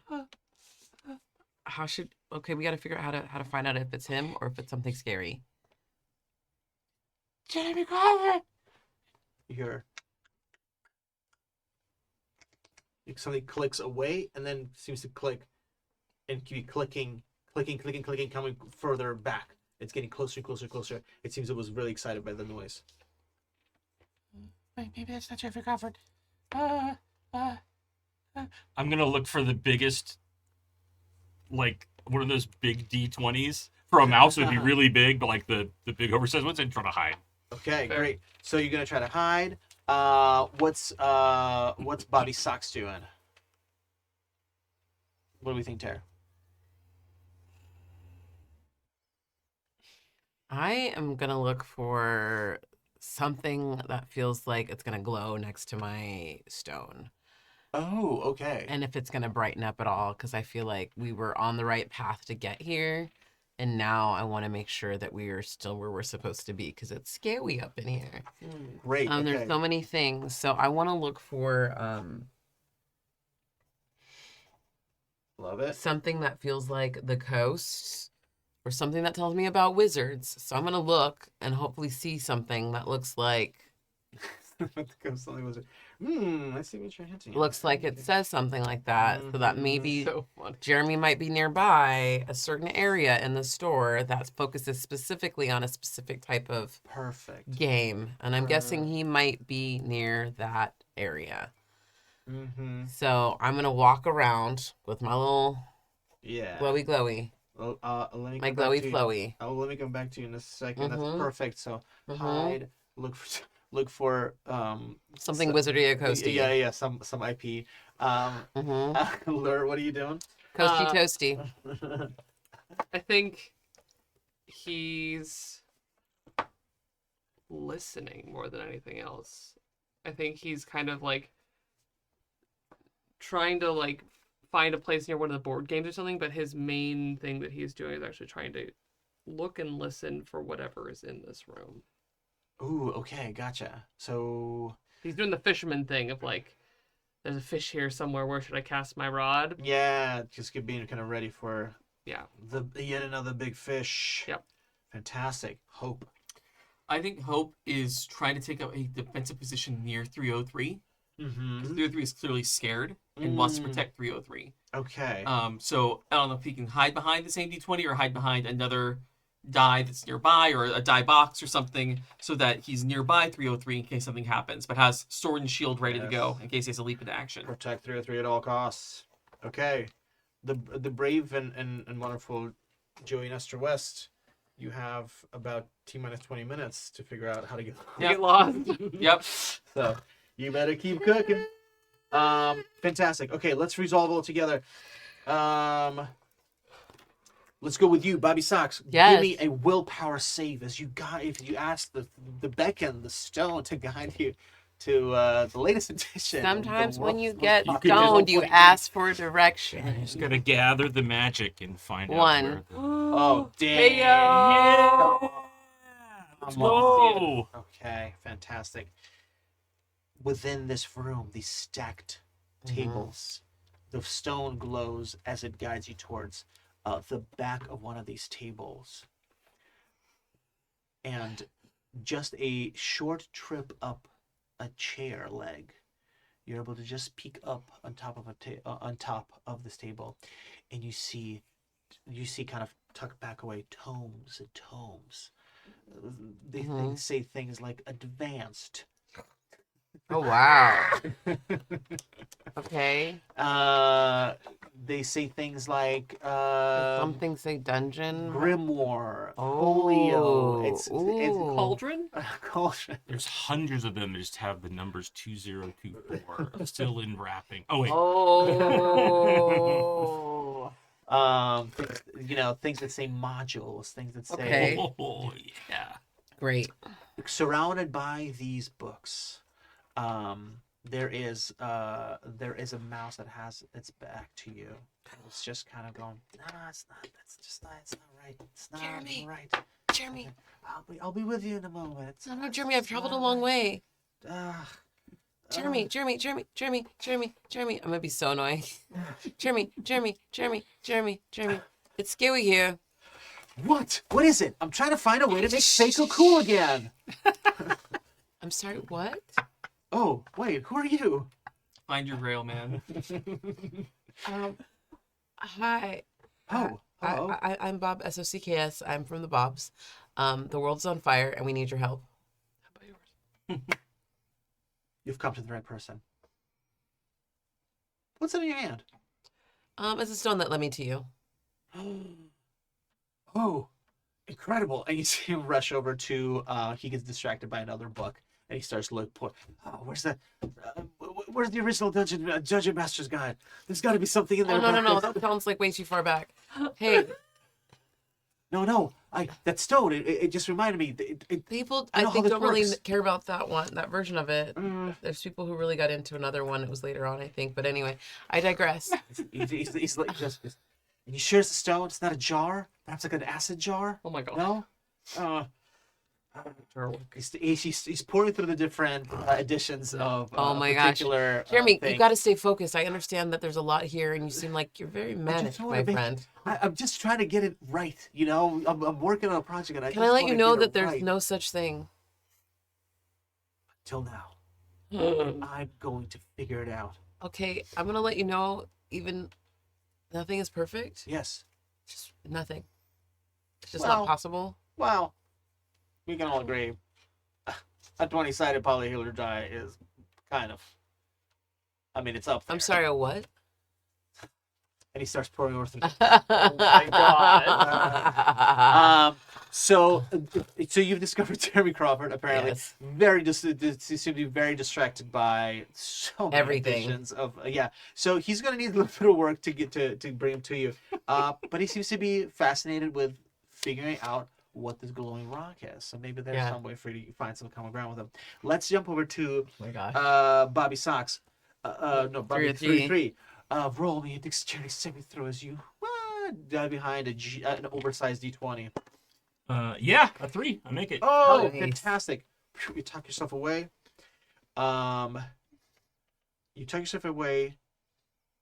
You are getting yourself ready. He's trying to figure out what this is. Fantastic.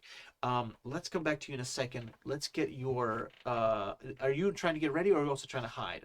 I was basically trying to keep an eye on 303. So I think if 303 has managed to get themselves in a safe spot, I'm keeping an eye out for whatever is making that noise and ready to like jump in and defend, basically cover our rear. Okay, great. Fantastic. So you're near Bob 303. So the two of you, I think, are the ones that first put your eyes on this thing, as again this clicking, clacketing, and this creature starts to kind of move off of the ledges, and it looks like a snake, but it's made entirely out of bones. Cool. In some circles, they're referred to as bone naga. Yeah.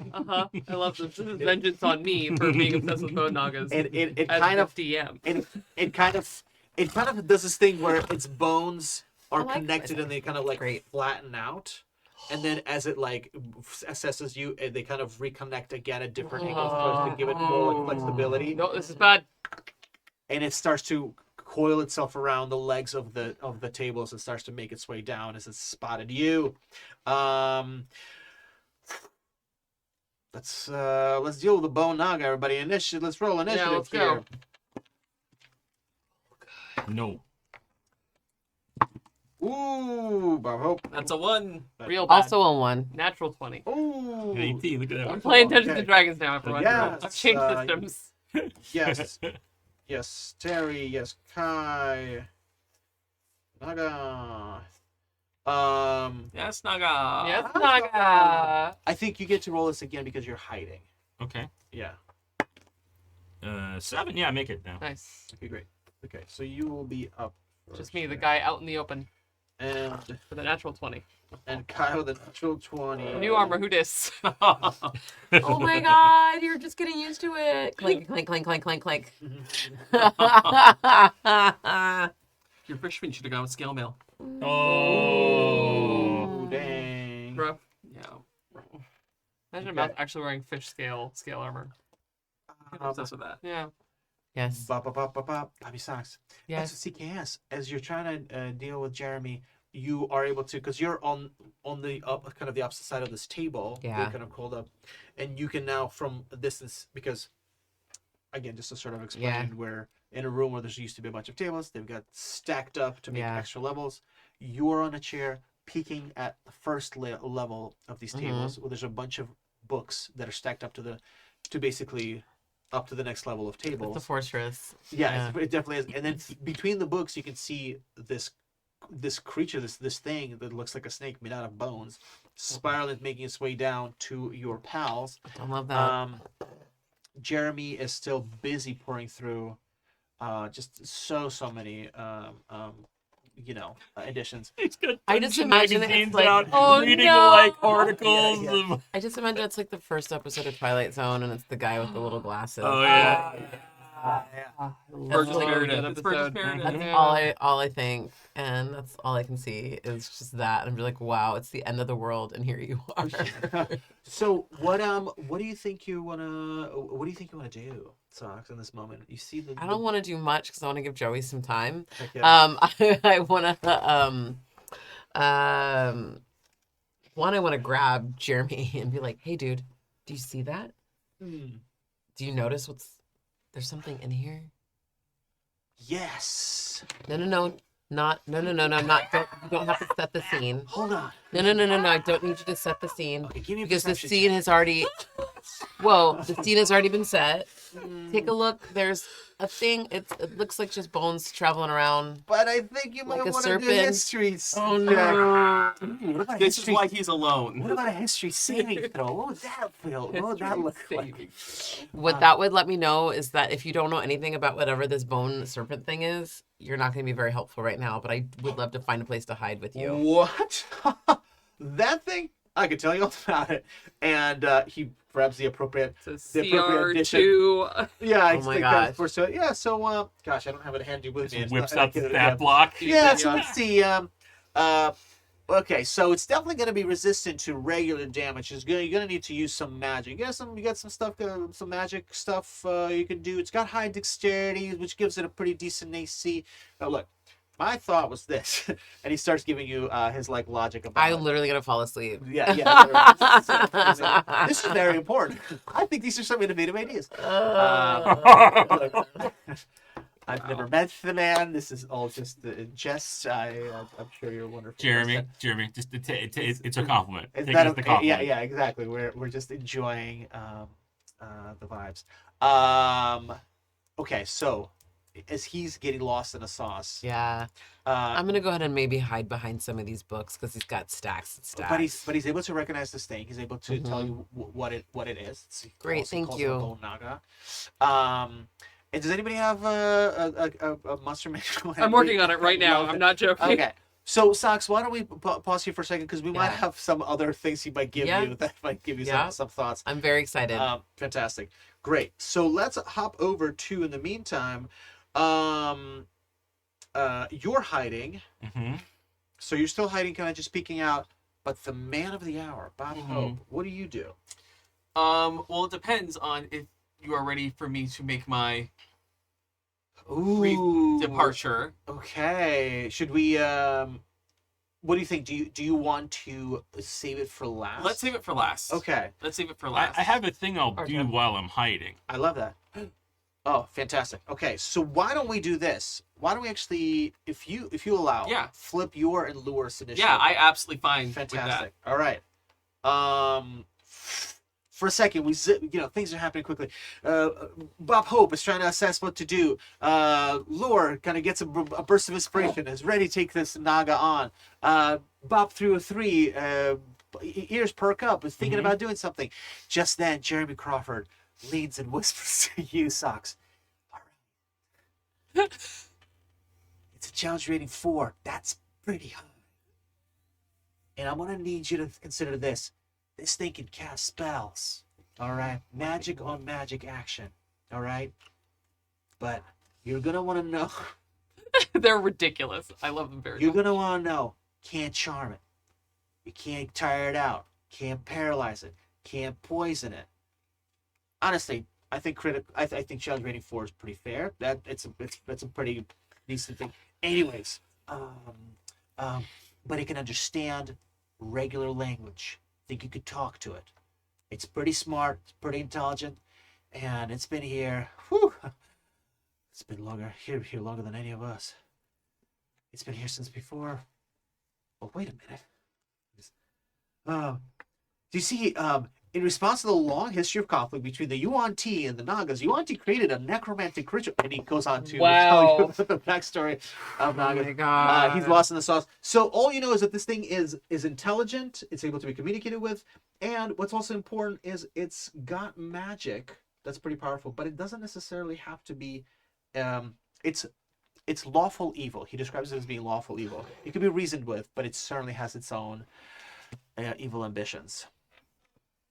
Does that feel like that helps? Because I can also read you more about. Oh my god, no, I'm good. Yuan-Ti. I feel really. I feel really I'm sorry. I was like, Okay, Thank you. fantastic, great. So let's jump over. I'll hold on to that for next session. Yeah. Okay. Savor it. So I you peek out, tingle. right, and I see this thing. Oh no. And I realize like I don't have my stones. I don't have anything else. And and I'll pull out the truffle, and I'm gonna take a bite out of the truffle. Yes. And I'm gonna roll 3 dice Oh, here we go. Here we go. because I want a lot of stuff. Ooh, okay. Right. So if I remember how I'm using this thing correctly. So you make your dice meaning clear to dice creatures of another species for dice turns. Yeah. Nice. So I think it's just the two. Oh, no, dice. not some. It's dice. So Yeah, it's just 2 dice. So 1 dice is going to represent the number of creatures. The other dice is going to represent the number of minutes. Okay. Right. So I can roll. So I'm rolling 2 Yeah, dice. Okay. yeah. Ooh, a 4 and a 5. Okay. Oh, love that. Okay, great. So I'm gonna make it 5 creatures, 5 things. 5 things. Okay. And it's 5 different dice. Biggest dice I can see. Oh, Okay. It's amazing. Love it. Okay. So there's like it's gonna be a 20, a 12, a 10, an 8, Yes. and a 6. nice. 20, a 12, an 8, and a 6. yeah. And a 10. And a 10. Oh, and a 10. Yeah, yeah. Yeah. You said 5 dice? Yeah, 5 dice. 5 dice. Here they are. Here's a D20. Here's a D12. My Here's God. a D10. Here's a D8 and a D6 that you're going to communicate with. Okay. Right. All right. Let's see what this I'm means. so curious. Oh boy. Should And be very, they're all multifaceted, so it's very, very Okay. interesting. yeah. Have you, God, you guys have are you ever killing me seen this tonight. thing before? You know what this thing is? Oh. Yes. Oh wait. Can I have the stats for the Naga again? Yeah, This is yeah. gonna Of come in course. handy. This is very funny. Yeah. So I figure they've all been here too. Yeah. Oh, yes. Many a times we've been rolled to defeat and overwhelm this creature. Oh, Yes. okay, well, so I'm calling upon your power to do that then. Roll and defeat the Naga. Roll! Roll, little dice! Roll! Giant dice! Fantastic. Give me What is happening? I love this a lot. So just give me a willpower save with advantage because I think it's So just meta. it's just Yep. so meta. We're in it to win it. Yeah, thank you for the advantage. I got a 4, so that's great. Ooh. Fantastic. I make my save. Great. Under an 8. Oh my gosh. That's a truffle. You said. Yeah. The dice speak to you and go. It has been a long time. Early ages. Since anyone has ruled us.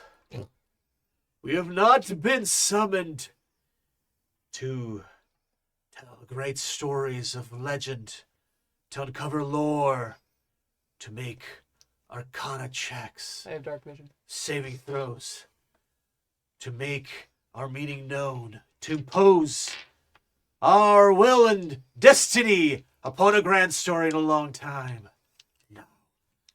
Are you like tarot? Your special rocks? And they're like they sort of start to float. They're like, it maybe our one time to do what we do best. Does my rock have any numbers on it? Does my glowing rock have any numbers on it?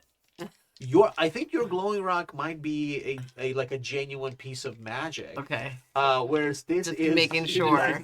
This is the wildest thing ever. They're imbued with the spirit. They're Yeah. imbued with the spirit. So this is really silly. I'm going to roll. You know what? You're going to roll all of these dice. And here's what they're going to do. Alright. I'm going to say for this use of it, because we're going to use it really more. So I'm going to say there's 2 uses of the truffle. Okay. If I that, love it. if you're, Yeah, if you're sure with Of that. course, sure. Yeah. That's a good one. because I think there's you can use 3 pips. Yeah. Yeah. All right. Yeah. So the thing this might be, you might A 2-pipper. a 2-pipper. Yeah. Here's how this works. Pip pip. You're going to roll all of these dice together. Okay. All right. This, according to the latest edition of Dungeons and Dragons, this Naga's armor class is 15. Okay. Whatever that's above 15 is damage is going straight to this Naga. Hell Okay. yeah. That's what we're doing. And It's that's a actually lot. not the latest edition because I refuse to download it on my phone. Oh, is that right? Sorry about it. Bless you. Thank you. Oh, there we go. So there's a 17 on the D20. Nice. Oh, yeah. Well, Okay. I got some other not great numbers, but that's All right. okay. So, Wait, so my Kai, two of my before we- total, Before right? we lose that completely, how many hit points does this thing have? So many. 58. All right. Well, Jesus. we're playing So- it by its rules. So can I use ducks to re-roll specific dice? Absolutely. Yes, All right. do it. Down. So I've got a 17 on the 20. I think I'm good with that. That's Yeah. great. I have a 5 on the 8. That's That's above good. average. I'll Solid. take that. I have a 3 on the 10. Reroll that. Re-roll that. Mm, And then more. 1's on the other ones, including the 12. No, Ooh. reroll Yeah, those. reroll Yeah, those. we'll- Okay, so I'm going to use 3 ducks Yep. to Let's go. re-roll those dice.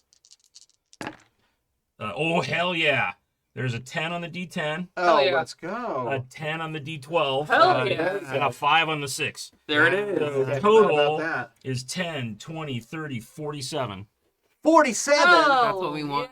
Yeah. altogether. Yes, Yeah. altogether. 47 minus 17, minus 15 15 for its armor class. Natural. So or- 32. 32. This 32 damage. Just You are a little bones baby tank. as these dice roll it. And the thing is that as these dice levitate into the air, they smash into the Snaga. The Naga hisses and stuff. They're blowing off bits of its bones, its fibulas, and its clavicles. All the bones are All getting the bones. are getting. What's that? Snakes have clavicles now? Don't they? They No. don't. They don't have shoulders. That's why. They're just getting blown. I just loved it. It's, bones are The snake- splintering in a shower. And what do we say altogether? What is it? 32. 32. That rock. 92 out of 58. Wow.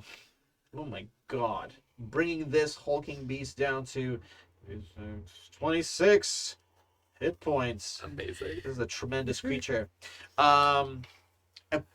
As each of the dice connects with this, they go, "Thank you for allowing us to tell a grand story one last time." And each one of the dice shatters with such force that they explode themselves. So these dice sacrifice themselves for true heroism.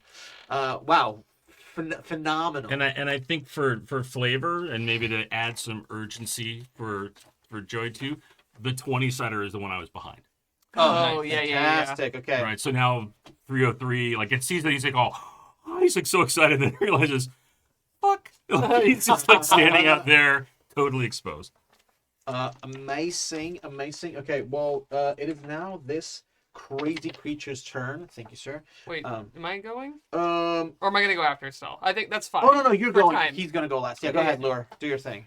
I think Lure sees that happen with the dice, which is wild. And yeah, is gonna like gear up and start to march forward dun, dun, dun, with the hook out.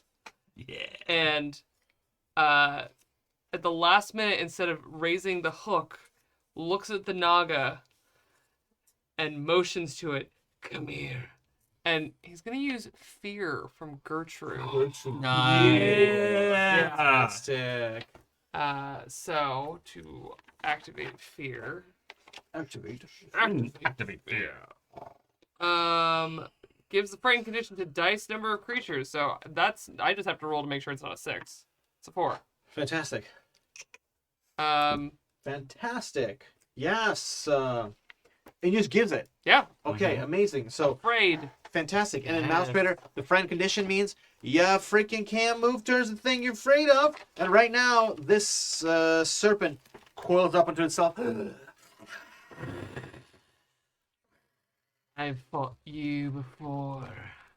Creatures like you. Really. I'm afraid of you. It hisses. It's through its skeletal skull. Yeah. Skeletal skull. Yeah. Love that. It's kind of like green embers of flame gonna spark up. It recoils away from you and immediately lashes out at Bob Hope. Bob Hope. Oh. This thing is gonna go, and then it's time for you to shine. Oh, okay. Are you ready? Yes. Yes. Not only is the Naga coming for you, then the spotlight. Right. Yeah. Yes. First the Oh, no. Naga, then the spotlight. All right. Spotlight, fine. Great. So now we're back on Mausritter rules terms. This thing is truly terrifying. I've found the thing that would be, I think, the equivalent to it.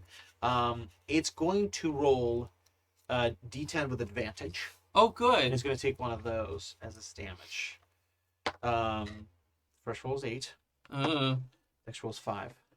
Comes down and takes a bite out of you. How does that do you? Well, I have 1 defense, Yes. and I have 11 HP. Okay. So take 7 HP down. Okay. So 11 minus 7, 4. One more. Yeah. Okay. It coils its entire body, like kind of coils away from Lure and starts to kind of back away as it kind of mangles your body. Mhm. Okay, yeah, great. It's also its mass has kind of now it's around you, Bob 3. It's kind of its glowing green amber eyes darting between Hope, who just bit and is kind of coiling up, thinking about biting you, but it's also kind of seems to be very frustrated with this one over there. And now, Yeah. folks, we've come to it. Bob Hope, what do you do? So, Bob Hope, after getting struck by the snake, I'm sure the Bone Naga, the Bone Naga, recoils and like kind of jumps back and is injured, but like trying to like get his footing, and is so focused on the snake he does not see or hear the rat goblins that are behind him, and start trying to like take him away. Realizing he's outnumbered, Bob Hope turns to them, looks at what they were doing to the other rat goblin, doesn't want to get eaten, looks at them and says, Steve. Oh. Steve. Oh. Steve. Ooh. All right. Damn. Wow. Ooh, this got the freaking goosebumps. Great. Give me a. I want to say that they need to do a willpower save to be convinced. Their will is real low. Good. We love this. They're pretty, okay? Why don't you do the roll just so you see it? So they just need to roll 8 and under. 8 and under. Yeah. One's a 16, so it's a fail. Okay, great. How many of them? Oh wait, no, that's just it. the one. Just the great. one. Yeah. Perfect. So yeah. They'll go look at each other and go, one of those squeaky ones. Wait a minute. Bubba Trouble was talking about the squeaky ones. Yeah, but he's an idiot. No, but wait. He's talking about a owl. Yeah, but wait. And then they start talking about, wait a minute. We might be able to finally get rid of that jackass Jeremy Crawford. We're so sorry, Jeremy Crawford. I'm sure everybody loves you. But we might be able to finally undo his crazy magic here. So many additions. Just move on. We got it. Sorry, I'm sure you're a wonderful person. and they're like, "Yeah, squeak, squeak, right here, little guy. Squeak, squeak. Oh no. Steve, yeah, Steve, yeah." And so as I'm That's going, right. I let slip out of my pack my map and my tailoring shears Ooh.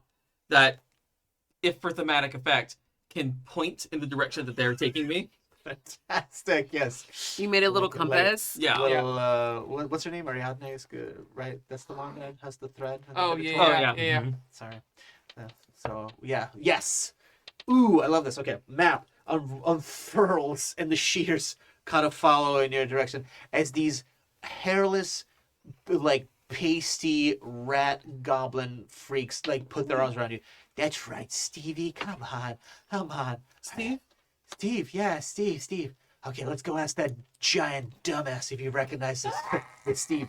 And they whisk Bob Hope away as the Naga rears her head, alighting on 303 and on Lure, who in the moment do not see Bob Hope get whisked away.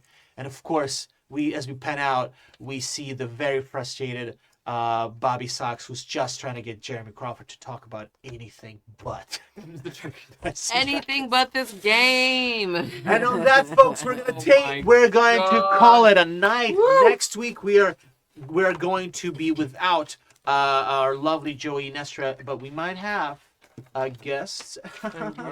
So stay tuned. We have a surprise guest for you guys next week, most likely, and we are excited to have someone new at the table. We will miss you, Joey. You're gonna do so good. Folks, this has been Happy Jack's Actual Plays. Thank you so much for tuning in. Y'all are super rad. We've been having a fantastic time enjoying What About Bombs? What About An Bombs? all What About original Bombs? adventure for the Mausritter RPG. This has Random. been episode 8. I believe we should dedicate this episode to... Jeremy Crawford. Jeremy Crawford. That's good SEO, let me tell you. All right, it's episode 8, Jeremy Crawford. Oh no. Folks, I want to thank myself and our team. Would like to thank our chat mods. Yeah.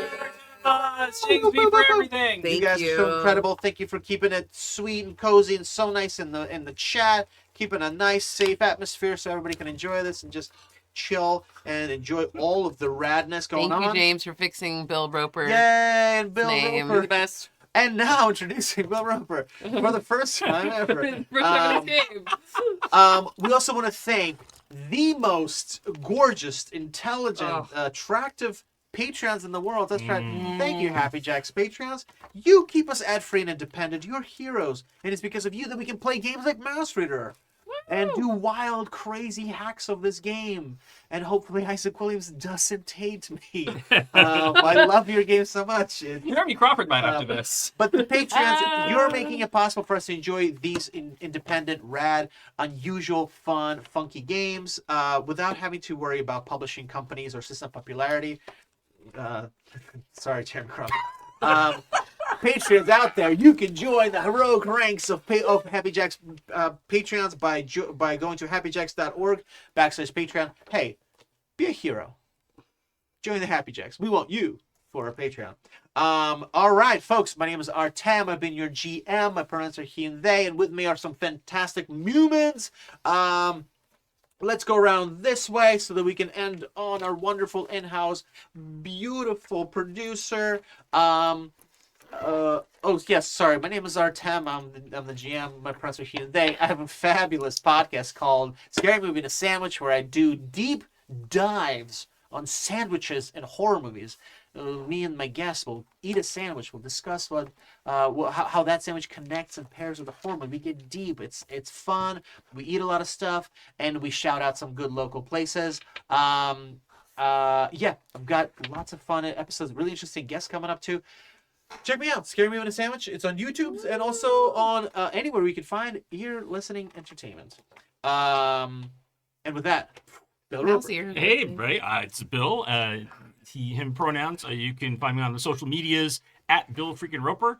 I'm thinking about maybe tomorrow having a schmear in Cape Fear because I'm getting inspired by, by your thing, or like pastrami and poltergeist, something. I have to have some bad, good. connection, either rhyming or thing. But like, I'm in. I'm into this. I'm kind of between you and Terry. I'm getting back into my horror. Watching thing. Yes. I'm being lured in and trapped, if you will. But you can find me not only here for a few more sessions, but also every Wednesday, 1:30 p.m. Pacific, 4:30 p.m. Eastern, over on Severed Studios on Twitch, where we are playing through an Exandria campaign of now our own device, because we got through the Netherdeep. And it's craziness. It's craziness going on. I play a big, young, half orc, half drow brawler, and I was terrified by our rogue telling someone off last week. They were just like so frightening on holding someone to account. They fucked around and she made them find out, and I was like, please never be mad at me. So it was so good. But yeah, we have a great time there. And it's wonderful, and this is delightful. Like this game is like so cataclysmic at this point. It's fantastic, and I hope you are all enjoying the ride as much as we are. I'm terrified. Terrified? Can't feel terrified without Terry. That's correct. Incredible. Oh yeah, at the Terry Gamble on the internet. So you can find me. The Terry You'll Gamble. find me there. What am I doing? What do I do? I do a show, Horror Movie Survival Guide. I do a couple shows. It's a weekly podcast where we talk about scary movies, over 400 episodes for your listening pleasure. What did we do this last week? For those who are listening to this right now, it's us Is it this us? week. Yeah. Yeah, Jordan Peele's Us. That's a big one. Closing out this month, which has been very exciting. We have some fun interviews next month, so check it out. We also have a really fun interview this Thursday. I'm very excited to chat with Mallory O'Meara, who's an amazing author.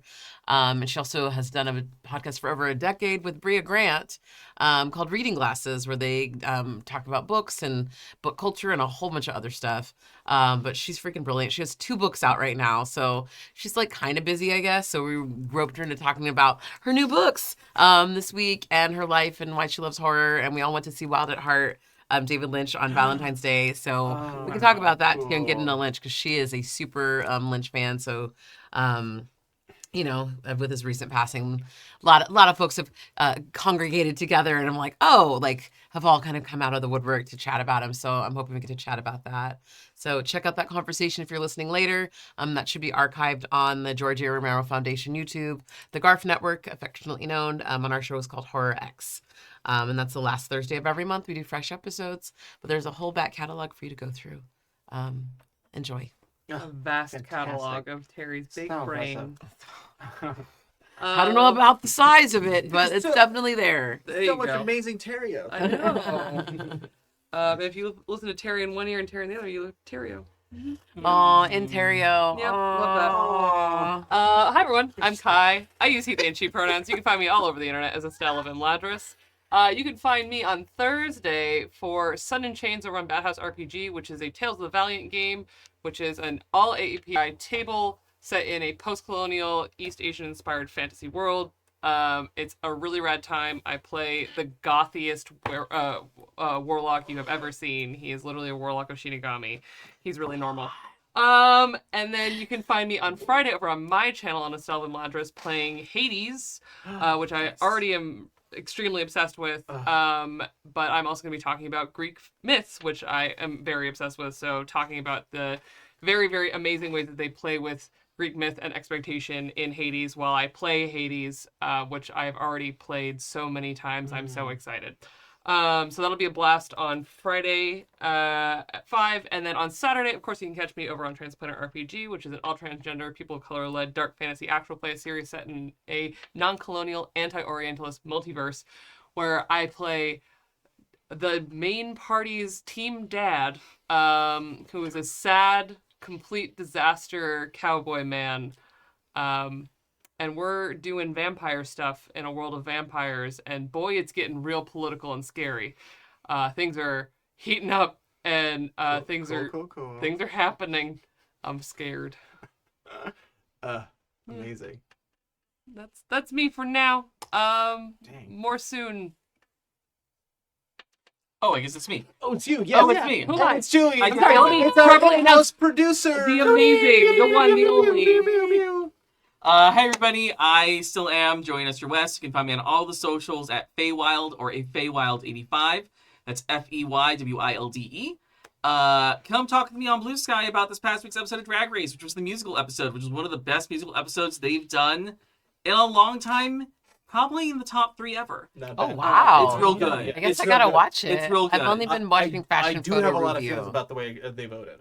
Yeah, there's or a- voted or decided. There's whatever. there's a lot to talk There's about. A lot to unpack there. So find me on Blue Sky. We'll talk about it there. Like I said, I will not be here next week because I am in the throes of Secret Garden rehearsal, which is very exciting. If you want to come see me attempt a very, very terrifying Yorkshire accent Yes. Yeah. while You're belting gonna my be so face good. off, Yes. Yes. while playing a young teenager. You're gonna do great. Check. You can go to my Blue Sky again. I just posted the link there for tickets. It's going to be great. We just had our first read through yesterday. It was a great time. It's going to be a solid show. If musicals aren't your thing, I'm also performing at the Renaissance Fair again this season. Because the Boggarts are far from musical. I'm with you. I said musical theater. Oh, yeah. Well, That's definitely still not theater. musical theater. Yeah, it's not theater. That's, I'm yeah. sorry, No. it still very much is. It's single entendre theater. Yeah. But the Renaissance Fair performs the 4th through the 18th level of the theater. 4th. I'm sorry, the 5th of April through the 18th of May.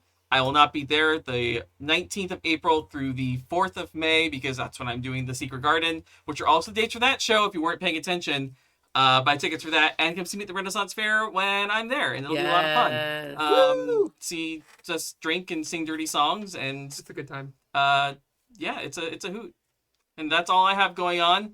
That's all? That's And get a turkey leg while Oh, God. that's happening. I love getting the artichoke. Ooh. Yeah, it's delish. Anyway, Incredible. there's snacks for Incredible. everyone at the Well, Renaissance Fair. Truly. I love how much really cool stuff everybody at this table is doing. Oh It's my so impressive and so inspiring.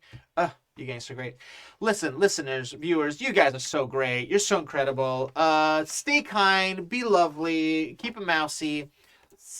Somebody out there loves you. And that somebody is definitely us. We love you. Thank you for watching and listening. And until next week, we've got 2 more episodes. Oh my gosh. Stay mousy. Bye, Mimans. Oh, bye, humans. Bye, Mimans.